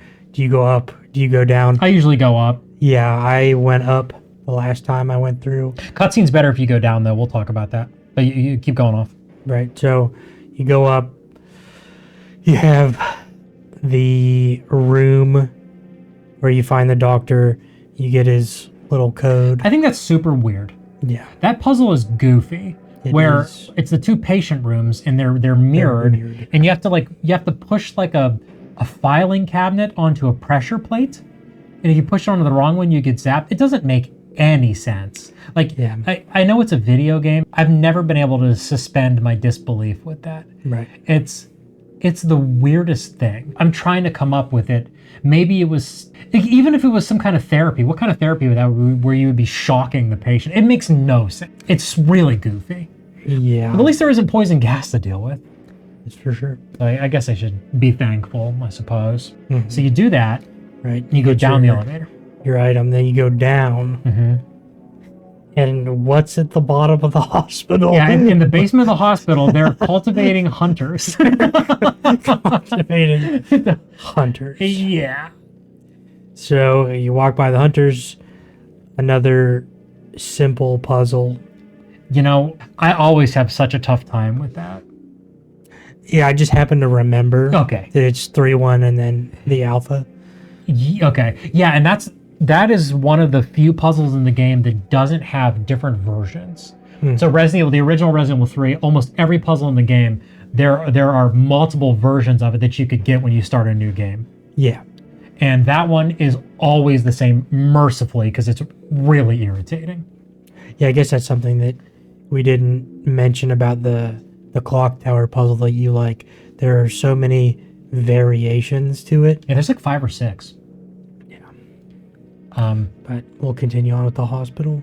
Yeah, there's just something about that puzzle at the basement of the hospital. It just, I have a hard time wrapping my head around it. Like you said, I just remember that it's Roman numeral 1, Roman numeral 3, and then A. Yeah. Every time. And you could throw them in any order, it doesn't matter. Yep. So you do that. Bam. You drain the hunter tanks In the hospital basement. in the hospital basement. You fight them. You mix your vaccine so you can do the base, And you get out. and then you get out. And during that 10 minutes of gameplay, Nikolai was running around the hospital as fast as he can, setting up C4, I guess. Yeah. Before we talk about that, we should talk about the cutscene. Okay. I think it's Tyrell. Yeah, I think that is Tyrell in the original, I guess. I don't think they ever name him. No, at least not in the game. Maybe he's in the instruction manual. I'll have to Take a look. yeah, take a look. So I think the version that I always see is like when they're up top. Mm-hmm. And I think Nikolai is going to kill him. Yeah. And he pulls the grenade. Which is cool. Which is awesome. And then he explodes. Nikolai zooms out the window. Yeah, like a ballerina. Right. He's very agile, Yeah. this man. Yeah. So not only did he jump out of a 3rd-story hospital window, now we get to, like what you're saying, he's zooming around the hospital placing bombs. It's like, I think so- the So funny to me just to the- think about that. the other version of that cutscene I think it's really cool. in the basement, It's goofy, but it's cool too. there's like a thing that you can open, or a thing Tyrell opens, and there's just C4 chilling in a lockbox. It's so silly. He gets blown up. I like that cutscene. That's the ending is hilarious, but I like it because he's holding his gun on Carlos while he's punching the numbers, and he's talking to him about how Nikolai's a traitor. So I think that's actually really cool, the dialogue. Right. And then it's so goofy that he gets the lockbox open. There's a C4. He's like, it's so silly. So I think this might be the only area that I can think of that in the remake I actually really enjoyed it, and in the original version I don't think it was done as well. I completely agree. The hospital is so much better in the remake. It's not even funny. It's got some serious atmosphere. It does. Oh, it's got major atmosphere. Major. So Tyrell's in the lobby, right, doing his Right. thing. You know, he's the computer dude. Yep. And you're trying to make your way in to find Dr. Bard and also get the vaccine for Jill. And the atmosphere is so cool. The lighting is so cool, like off the Lighting's vending very well machines, done. like the zombies are like, meandering around. And that hallway where you walk in and to your right is that glass wall, and the zombies are all beating on it. beating on it behind it. It's like some reminds me of the original Dawn of the Dead when they're yeah. like against the glass. Very, very much like that. And that is so cool. And there's so much more to it than just 3 floors. Right. well, that you just ride an elevator. You know, you're trying to get the keys to unlock the different areas and all the like the room in the back. I don't remember. It's not the nurse room. It's a different room. But there's like this scene of like horrible gore. Like there was just like there are dead bodies everywhere in that like it's like an office kind of room in the back. And it's just like, and they're all, you know, zombies, and and it's so tense being in that room. You're just like, when are they going to animate? Right. And like every time I walk through there or run through there, really, I'm just like on the edge of my seat, like, ooh, you know, move, Carlos. We got to get our stuff and get out of here. Yeah, it's so cool how they have like the gurneys knocked over in the hallways. You can see they were trying to set up barricades the best they can. Right. Jumping from the windows down really into the courtyard. Yeah, in the courtyard. Cool, yeah. Strong knees on him. Strong knees on Carlos for sure. Very impressed. I'm actually jealous, honestly. Mine are not strong like that. That's for sure. I spent an embarrassing amount of time where you get the Desert Eagle with Jill. Yeah. That has a little icon, and I was Carlos, and I was like, how do I get over there to get that thing? That's one of those things where in playtesting they should have been like, maybe don't have the icon pop up for Carlos. So you were just like desperately. Yeah, I was like, I go up to the second floor. I'm like, all right, which one of these windows gets me over there? I was running around the courtyard trying to jump over the hedges, and then I was like, man. You do get the hoe grip for your M4, which in hedges. Is huge. It like eliminates recoil. Yes, it is awesome. It's so fun, and it looks cool. I love the way those hoe grips look. They look comfy. They're classic. They're so cool. Yeah. In the second floor, you get another M4 upgrade, which I love, the coupled magazines. Oh yeah. Any game with coupled magazines, I just think the swag is so cool on coupled magazines. It's I understand why they made it so it just doubles your capacity instead of just giving you a faster reload, because it's just easier to code that. Probably. It would have been nice if they gave you a new animation, but whatever. Well, you know, actually, the thing is, they could have done that because they had enough attention to detail to change the reload on the M3. When you swap it to auto, instead of her pumping it after you load it, she actually racks the charging handle. Ooh. Yeah, so the M3 has 2 reloads. So they could have done that for Carlos, swapping the coupled mags if they wanted to. They could have done that. They could have. Because they did it for Jill's Benelli M3. I mean, it's weird that you have to upgrade it to get auto mode. Those things are just auto or pump in real life, just right off the bat. But whatever. It's a video game. I'm okay with that. It doesn't matter. Yeah, the hospital has insane atmosphere. Oh, it's so cool. It's dark. It is dark. You're right. And like you said, they're like everything's barricaded. Like they really went through it. Big time. You can tell a lot of love went into the hospital section. There's just so much more to it. There's so many more detailed traversal to do. It's really, really tense. I can think back to the first time I played that. I was on the edge of my seat because there's the area in the back with all the gore of the zombies, right? And then there's the nurses station where they're banging on the doors, where you get the coupled magazines. They're banging on the doors, and you're just like, oh my gosh, when are they going to pop out? Yeah. You know, do I have enough ammo for this? And I thought it was kind of cool that you get the tape recorder. Yeah. But Bard is like hiding his cassettes. Yeah, you gotta like find a little rat. Yeah, a little freaking rat. So yeah, you gotta find it later, or in the hunter room. I think you do find it in the hunter room, the double hunter room. Oof. Dude, let's talk about the hunters in Remake. They are, as Carlos, they're brutal. If you're not good at the counter punch move, even if you are good at the counter punch move and you actually want to kill them instead of running, they take so many bullets, blasting their face armor off before you can finally do decent damage. They soak up 5.56 rounds. It's ridiculous. They're so strong. One more frag grenade would have been greatly appreciated. Just one. I really liked the look of their design. How they had the predator, type little doodads. The mandibles. Yeah, they look cool. Yeah, I thought they looked really cool. I'm a frog hunter, man. My favorite hunters are the frog type hunters. Yeah. Like they're like kind of blue. And that's always been my favorite type of hunter, the frog type versus the crocodile type, I guess you could call the green type. I don't know what you want to call them.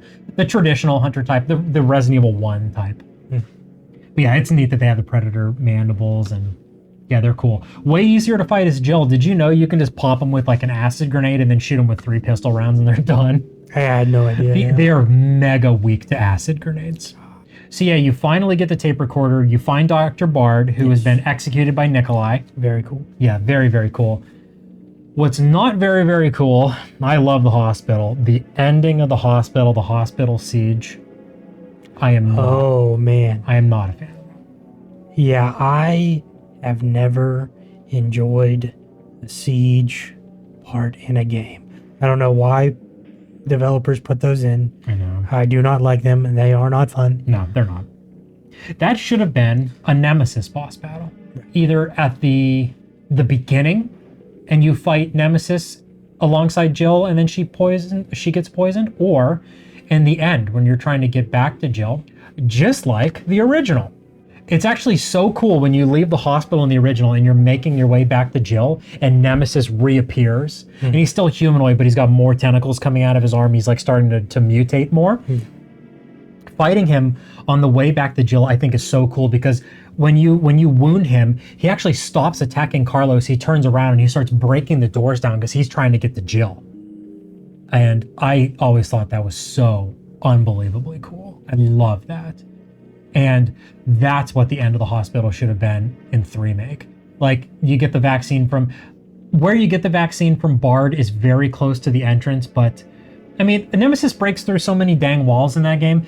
I don't know, have him break through a wall and, like, toss Carlos back a couple rooms and then fight him through the rooms on the way to Jill. I don't know, something like that. Like, fighting Nemesis on the way to get to Jill would have been such a better idea versus that siege part with all the zombies coming in. It lasted way too long. It really does, and it's not fun because then the hunters appear and it's just irritating. Like I'm okay, I'm more than okay. I love being challenged in a game, but it's not a challenge. It's an irritation. Really, really not a fan. Now the bomb in the remake makes way more sense. Yeah. They said it. Yes, they did. Yes. To bring the pillar down. Yeah. Yes, that actually makes significantly more sense. So I'll give them that. Mm-hmm. And you know what else makes more sense in the remake? There isn't like 2 hunters being cultivated in the basement. The actual lab is hidden under the hospital. But let's not get into that yet because there's some areas in the original game after the clock tower and the hospital that aren't even in the remake. Right. So Carlos, he vaccinates Jill. She's all good. Yep. She's back up and running. If you drop Nemesis as Carlos on the way to Jill, when you exit the sick area where she was laying on that like Gothic altar thing, it's like a little, I guess it's like a little church in the back, I suppose. Yeah. Nemesis is not there, which is cool. It's like respects it. If you down him as Carlos, it like gives Jill a break. And you got to make your way out of the clock tower into the park. Yes.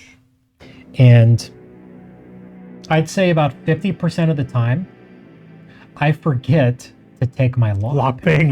Yeah. Dude. Yeah. That's a big worst. criticism. That is the worst. Yeah. But what were they thinking with that? Okay, so what I'm talking about is when you wake back up as Jill, you finally leave the clock tower and you're going to make your way to the park.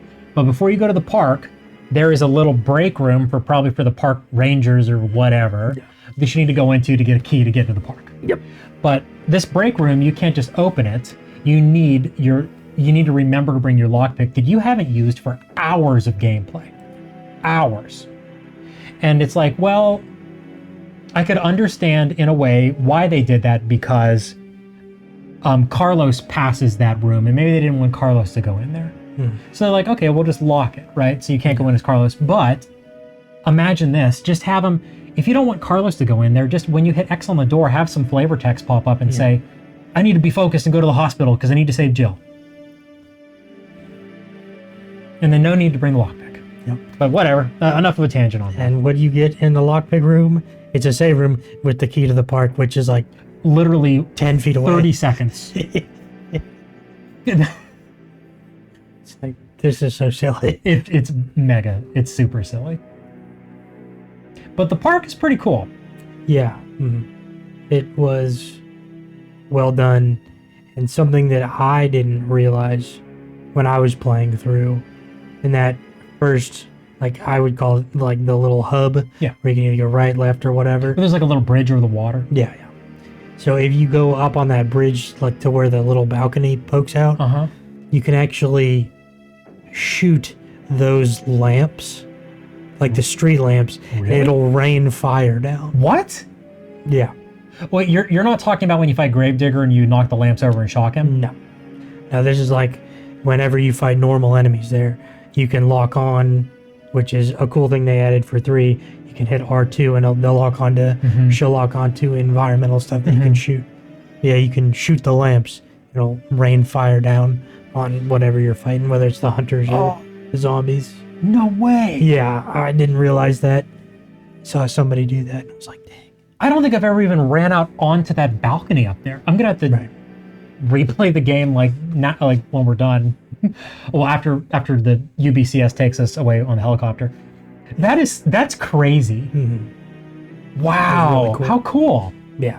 So that's what I love about the original Resident Evils that I think is missing with the remakes is like those little special things that you can do. That's really neat. I'm not somebody that dogs on the remakes. I think They're awesome. overwhelmingly they're extremely good. 100%, yeah. They vary in quality. Obviously, we're hitting 3-make hard here, but it it's a deserves it. fun game. Yeah, but It's it still also fun. deserves criticism, Yeah. right? I think the environment of the park is really cool. Yes. I actually like the fountain puzzle is really neat. Oh man.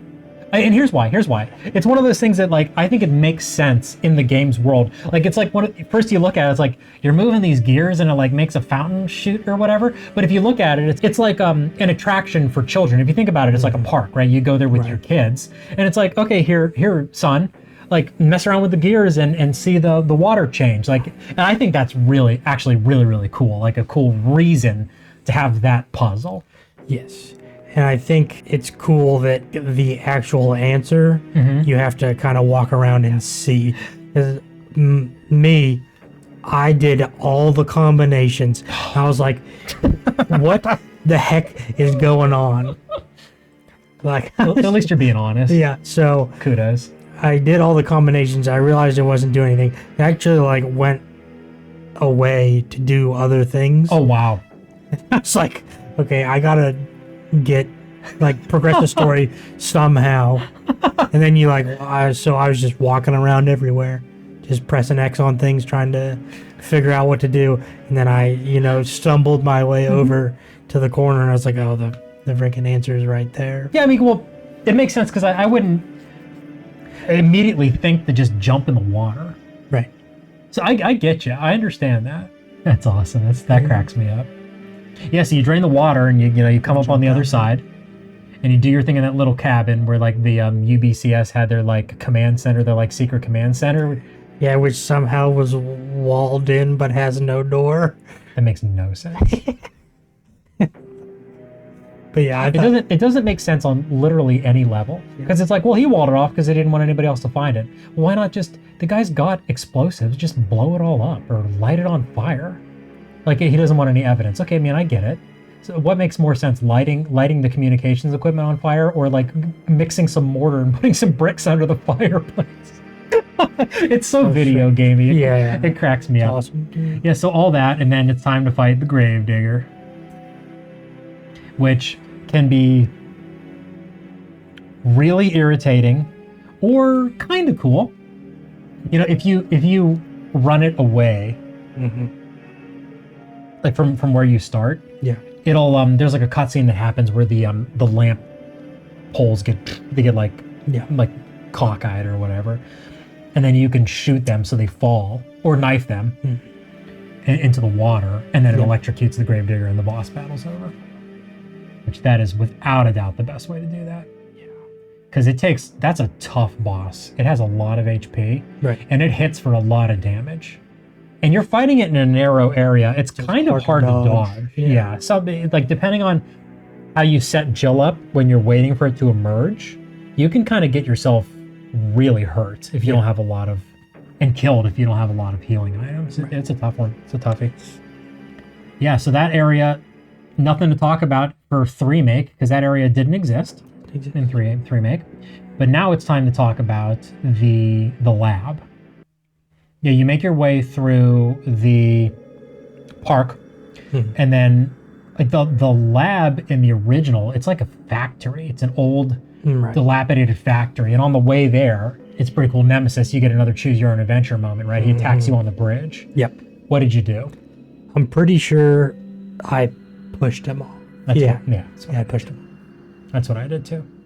So if you, and it's pretty neat. Like in the cutscene, like Jill like dodges his swing, and then pushes him off the bridge. It's pretty cool. Yeah. And then that puts you at the entrance of the factory. If you jump off the bridge, it puts you at the base of it where the like where the hunters are in the water. Yep. And the basement. I like the Dead Factory. It's unique in that it's not like a typical laboratory environment. Right. It doesn't feel like a laboratory at all. It feels like what they call it, a dead factory. It's a rusted, jacked up old factory. Yeah. It's really neat. It's unique as far as the series goes. Right. And it's got some good puzzles in it. Some challenging puzzles. You know, you have to route that steam. Right. Which that one's, I wouldn't call that a good puzzle. That could be irritating. If you don't know what steam to hit, you're running around back and forth like, oh, you know, re-hitting the buttons. Yeah, that one I did not like. Yeah, it's pretty irritating. But when you go down to the basement with the water sample puzzle, where it's the bars. Yeah, you got to match up the bars. Yeah. Yeah, that was actually a puzzle that was somewhat stimulating. It is. What were you gonna say? Yeah, that was an actual solid puzzle. I agree. Yeah, how I like to tackle it is I look like, okay, so where are the spots where I need 3 in a row? And then where are the spots where there's nothing? Right. And I try to start there and then make my way. Yeah. It's tough. That's a tough puzzle. Or, I mean, I think there's only 3 variations of that. You could just Google. We don't have internet access right now in Raccoon City, so had to do it the old school way. And so once you get the key item to make your way, you need to get the key card out of the lab coat of like an umbrella scientist that's in like the waste disposal area. And for me, on the way there, Nikolai was in the hallway. And he like shoots at you, boom, boom. Oh, yeah. And like Jill, she like flips to the side, like puts her back up against like that cover. Yes. I thought that was pretty cool. Yeah, that was a cool cutscene. I think if you push Nemesis off, that's the cutscene you get. Yes. If you jump off, you'll get a different one, but I don't remember which one that is. It's actually very different. We'll get into it as we get closer to talking about the end of the area. Yeah. What's neat, he shoots at you, right, and he's like dialoguing, whatever he's talking, and then Nemesis gets him. Finally, Nemesis gets him. Oh, yeah. Drags him up into the ceiling. So cool. Absolutely gores him. Yes. Yeah, because like the steam is covering the violent scene. Yeah. And then the steam recedes, and you see his like, jacked up, bloody body up there. It's so cool. Stuck in the ceiling. Yeah, stuck in the ceiling. It's so cool. And then after that, you get my favorite boss battle in the game. And one of my favorite boss battles in all of Resident Evil. And allow me to sell you why it's one of my favorite boss battles. Okay. So you're fighting him in this disposal area, right? Yep. And it has acid valves on the wall that would spray acid out to help break down what they're disposing of, right? Yep. And what I think is so cool about this boss battle is that you have the choice. You could brute force Nemesis here. You don't have to shoot a single one of those acid things. If you have enough ammo, you can just light him up. It takes a lot, but you can light him up and kill him and not have to interact with the interactables if you don't want to. Or if you have the skill to dodge Nemesis and get him situated in the right spot, you can shoot those valves and it sprays acid and it does a ton of damage to him, and it actually melts some of his tentacles off. It like changes his character model. It like burns some of them off of his arm. It's really cool. And that's why I love that boss battle. I think it's like it's cool that you can engage with the environmental items if you want to. Right. And I think Capcom has a knack for that in many of their Resident Evil games. I was just playing Resident Evil 4 recently, and the Verdugo fight where you can freeze him and do damage to him if you decide to. Yeah. Not to go off on a tangent about that, but that's what I mean. And that's why I really, really like that boss battle. Yeah, I enjoyed that one. Right, I think it's kind of interesting where you can use the environment to fight them. So yeah, that was cool. Did you get him with the acid? I hit him once with the acid, and then I think I used freeze rounds That's usually what I do. the rest of the time, or the Magnum, one of the two. I don't remember. Because that's the last boss battle where you even need to really expend Use ammo ammo, yeah. if you want to. So you could go all out if you want. I think that's the coolest looking Nemesis is in the game. Oh, where he's mostly With all the shirtless? tentacles Yeah. coming out. Yeah, and he's like, his top is like torn up. He still has his like pants on, but he's like, yeah, all the tentacles coming out. I mean, he looks really cool. Yeah, I love that. And what's cool about that, you beat him and you exit the disposal area and you get a really, really cool CG cutscene where the floor drops out and all the disposal, including Nemesis, gets down into that like water area. And what's even another really, really cool thing is you exit the hallway, and when you make your way out into the main room, you get a unique camera angle that you only see after the boss battle, where the camera is above Jill and it's looking down to the basement floor, and you see the bubbles coming up with Nemesis down in that acidic water down there. And you're like, oh, he's not dead. I wish he was, but he's not. Like, the bubbles are still coming up. That is so cool. I love that. And a lot of zombies in that area. Even the Dead Factory has a ton of zombies. Imagine that. Right. I don't know if you knew this. In the area on your way out, right? So now we're making a beeline to beating the game, right?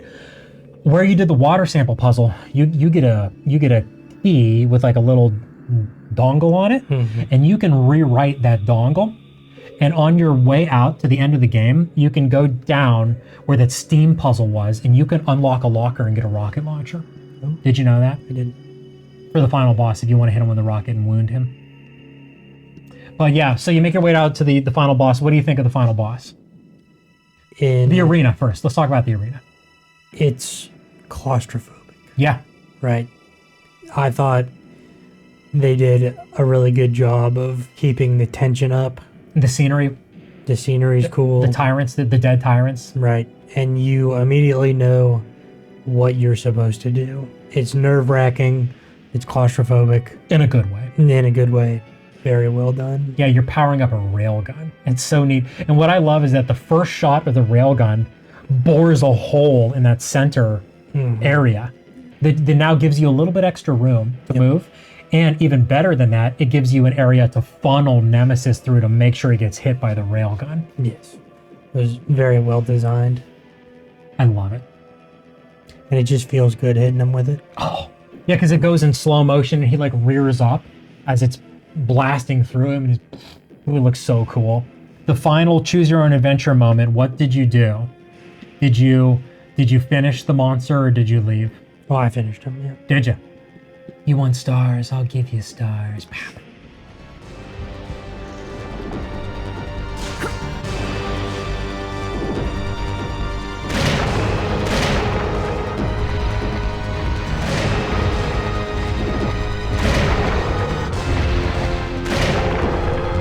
You want stars? I'll give you stars.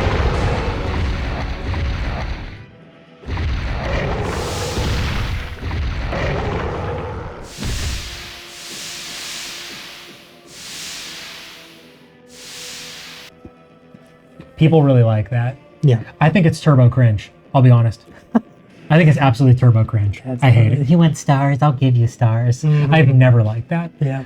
But you know what? That's just my opinion, and I'm gonna boo. You suck. Yeah, I know. But the boss battle itself is awesome. Love the railgun and boring a hole. It's so good. Which that whole area contrasts very differently with the remake. It's completely different in the remake. So you have the Dead Factory, which is old, dingy, rusty. Doesn't really make a whole lot of sense. It doesn't really fit with the Well, Yeah, I agree with you in the fact that I never understood why there was like a ton of Mr. X final form Nemesis tyrants dead in that final area. Like on the way up, there's a Mr. X that's dead. There's one that's dead in the factory. It must be linked to Umbrella in some way. I don't get it. How is this super old, rusty factory? You know what it probably is? It's got that huge area of disposal. It's probably where they shipped off all their failed experiments to get disposed of. That's probably what it is. Yeah. But I'm okay with that. It looks really cool. It does. It looks awesome. But in complete contrast, You have like a sterile, very super stark white, advanced squeaky clean.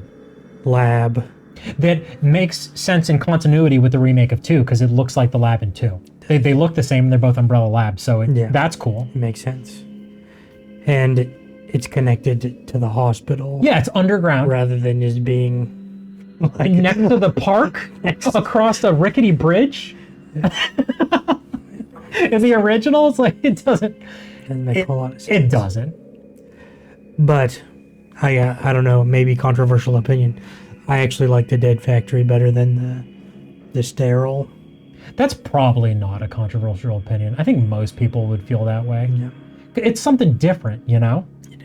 Now, I didn't dislike the lab area in the remake. I think it's great. I still think it's cool. I think it's really great. And what's cool is like, so you go under the hospital and then leading up to the lab, you get a moment where like you go into that area where they have all those like canisters that are full of monsters. And Nikolai is up there like watching you while you're trying to get the fuses to ride the elevator up to him. And he's like dropping those canisters and dogs come out of them. The hunter gammas come out of them. Zombies come out of them. I think that's really cool. And it makes sense even back to Resident Evil 2 where they like drop X out of a helicopter. He's like in a pod that opens up. So Umbrella, they like load these monsters into these transport items. And so that makes a lot of sense within the game world. And I thought that was very, very cool. And then they're like they're also stark glossy white. And you find all the fuses. I think that area is really cool how the lights are really dim. Yeah. And you're trying to get the fuses and there's the hunters and the pale heads. Do you like the pale heads? The pale head zombies? I didn't mind them. Yeah, as long as you don't have to burn them. Cool. Okay, I'm not going to go off on it. Don't send me off on a tangent. Burning the zombies in Remake is awesome, and we'll discuss that. After we get helicoptered out of here, we should probably do a whole video just on that. But yeah, I think the pellets are really cool because they're constantly regenerating their health until you've depleted it to 0. So it makes for an interesting, there's a sense of urgency while you're fighting them. Right. It, like once you've expended a round on them, it's like, well, this is my primary target. I need to kill it or I'm going to be wasting a lot of ammo. And I like that it gives you a visual. Like they like let off smoke as they're healing, so you know when you've killed them or not. So I think that's a really creative enemy, and I love the way they look. They're kind of like, cool. Yeah, they're like cancerous almost. Like their head is like bulbous, and they're really cool looking. They're great. I think the pale heads are awesome. I'm a huge fan, and you get plenty of them in the lab. So you know you put the fuses in, you ride your way up. You make sure not to miss the Desert Eagle upgrade behind the console that Nikolai was on the phone. Which I definitely missed. It's a stupid place to put it. Yeah. It's not telegraphed well in any way. You know, really, finding the Desert Eagle, not to backtrack too much, finding it where you do in the hospital doesn't really make any sense either. It's kind of silly.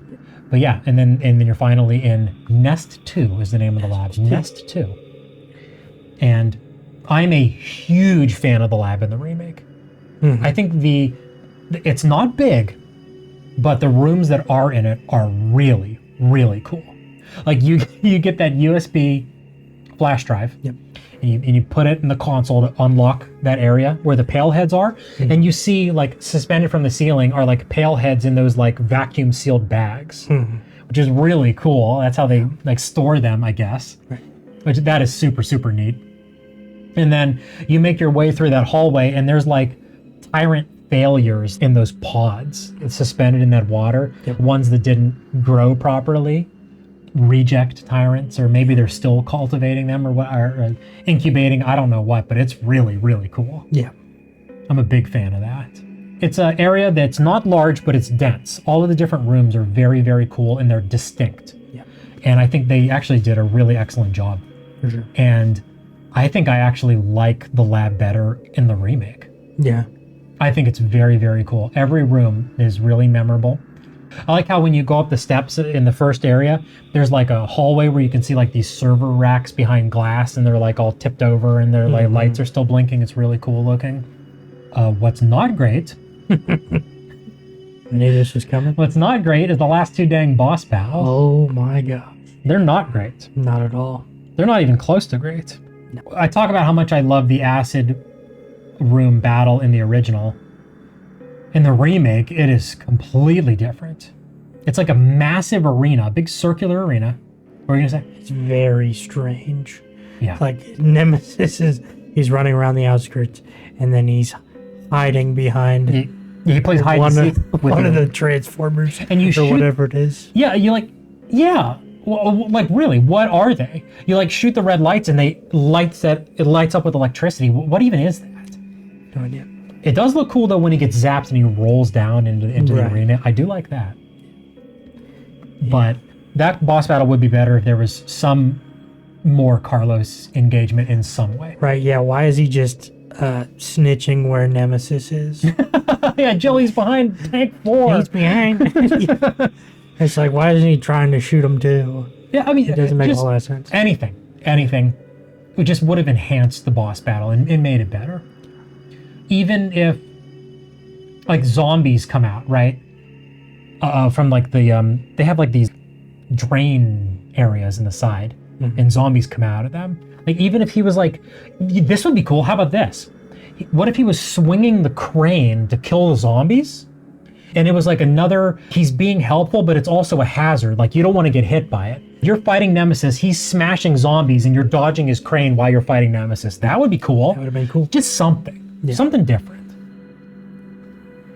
But yeah, that boss battle sucks. It does. And then after that, you're rewarded with one. It is even worse. That's even worse. Yeah. It's like... It's so bad.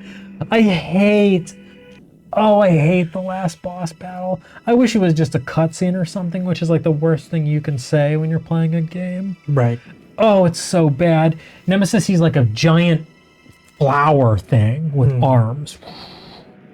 And you know, he slams his arms down and you're dodging them, and that you grab that.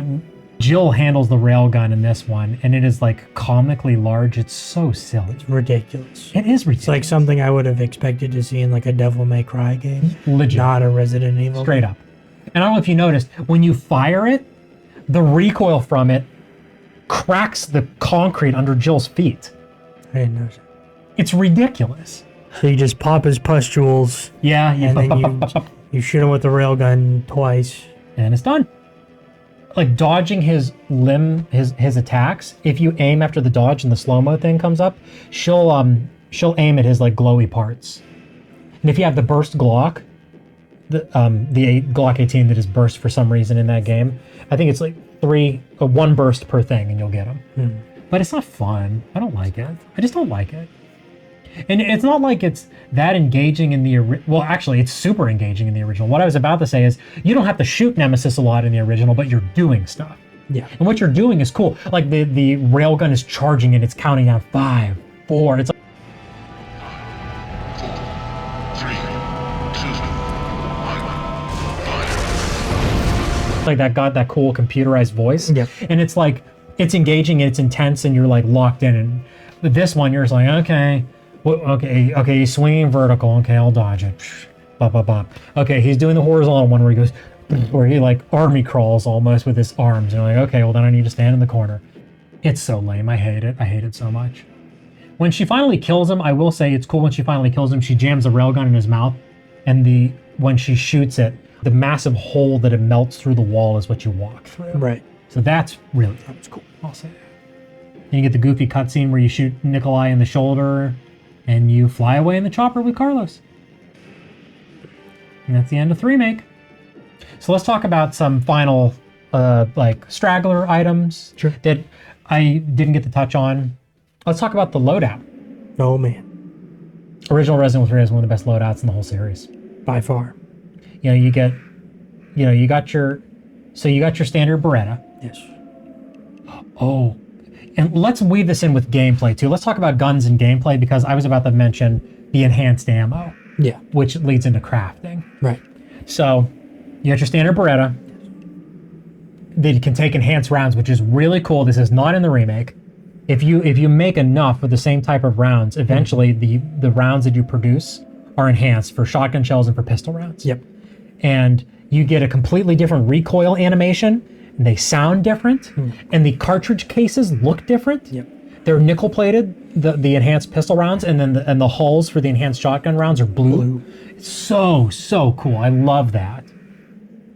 So you get your Beretta, you got your Benelli M3. Yep. You get your upgraded Eagle, STI Eagle 6.0 with that pimpin' purple frame. Oh, yeah. And I love that long eye relief scope. It's so cool. Right. And then the Western custom shotgun, which is a Awesome. Terminator reference, and it's so cool. Like, first off, Jill, how she aims it, she lays it across her forearm cowboy style, which is really, really cool. And then she does the Terminator flip cock for every shot, which is so cool. Shoots a little faster than the Benelli. It's mostly swag. It's not much different than the Benelli. It's just so cool looking. Grenade launcher. The original, you get normal rounds, fire rounds, acid rounds, and freeze rounds. Yeah. Remake, you get normal, acid, fire, and then they made the mine launcher, they turned it into a type of grenade, which I'm fine with. It's okay, I guess. Yeah. I don't have any problem with that. I think it's cool that the Remake's grenade launcher is an MGL, and to kind of like rein in the player so they can't just like launch grenades as fast as possible.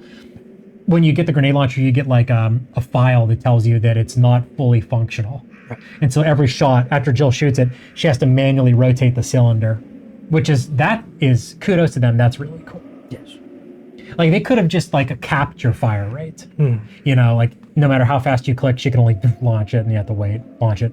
But they actually came up with a reason and an animation. So kudos to them on that. I think that's actually very, very cool. For sure. I think the Benelli is awesome in the remake. It is, I love how many upgrades you get for it. It is so neat that you start, it's got like a hunting style wooden stock, and you upgrade the stock, and then you upgrade it to be semi-auto, and then you can get the side saddle shell carrier so you can load 2 at a time, and I absolutely love that. I love how many upgrades it gets. Like I said earlier, I love how it gets a different reload animation when it's in auto mode. I think they absolutely knocked it out of the park with the Benelli M3 in Remake. What do you think? Yeah, I think both arsenals are really well done. I definitely prefer the assault rifle of the original. Oh, well, why is that? I just think it looks so ridiculous. Oh, that it has a With bipod? the foregrip, the bipod. I love it. Yeah. I'm with you. I love it. The foregrip bipod combo with the old school aim point on there, it looks awesome. It looks so cool.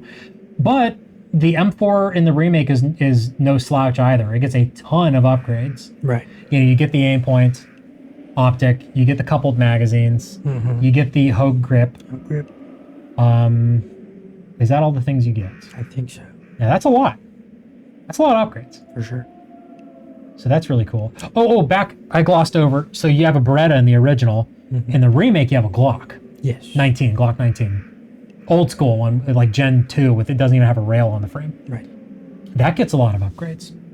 The first thing you get is that frame-mounted Seymour Railway red dot, yeah. which is time appropriate. They did not have compact red dots back then. Right. So it's like a competition style railway red dot from Seymour, which I think is really cool. And then you get the Stendo from Nemesis, and you get a suppressor for it. And it actually changes the firing sound. And the remakes, I love that the remakes, one of the things they did is the upgrades that make your gun bigger in your case. When you put the suppressor, it increases its size in the case. Yeah. You can choose to take it off if you don't want to use it. You can put it on and take it off freely. Yeah. And you can do that with the stock on the VP70 in the remake of 2. You can do it with the what is the Mac 11 upgrade that makes it bigger in the original? I think the suppressor. Yeah, the suppressor in the remake of 2 for the Mac 11, the extended barrel for the Desert Eagle, all these things. You can take it off the guns. Yeah. If you want to like skinny up your inventory. The longer barrel for the 870 in the remake, you can take it off, all that stuff. So I love that you can do that.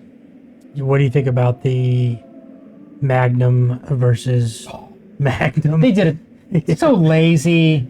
The remake just having the Desert Eagle from 2 make to remake, so lazy. Where the original you got that gorgeous stainless 629 Smith & Wesson, beautiful, beautiful gun, and it is so lame that you do not get a Magnum revolver in the remake. And you know what? They could have been lazy and still done well.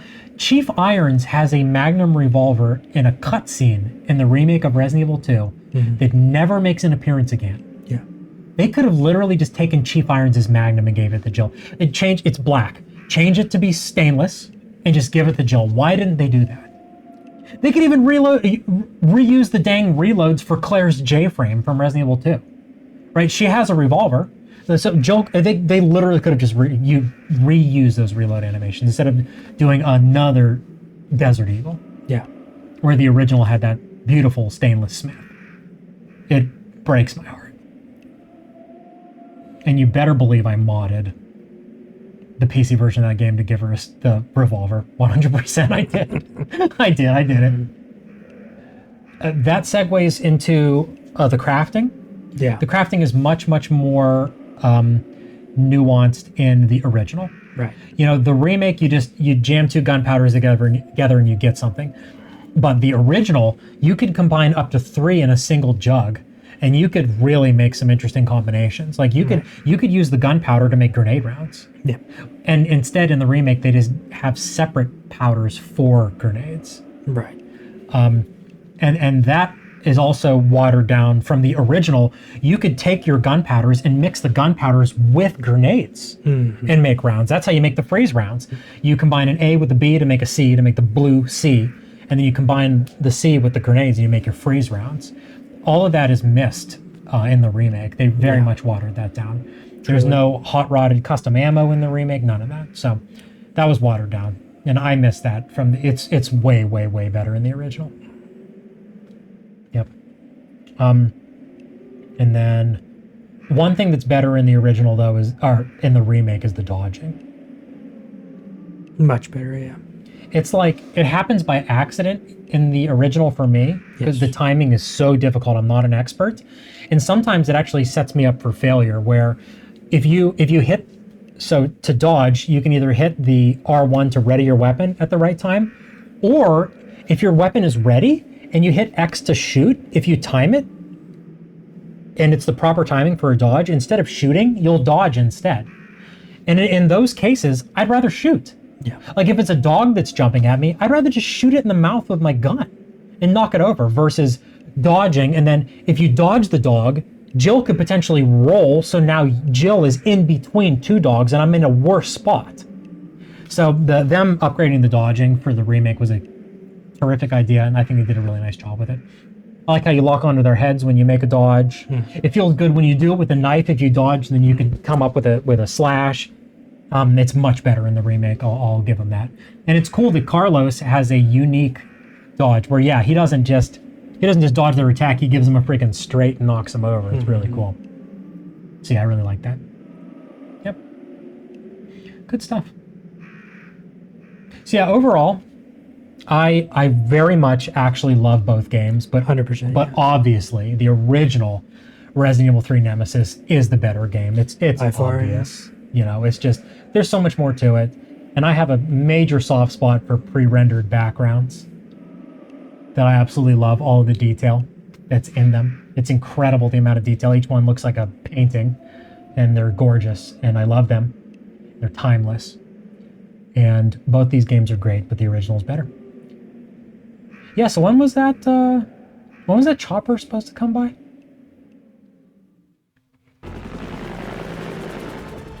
Oh no. It's here. It's time to go.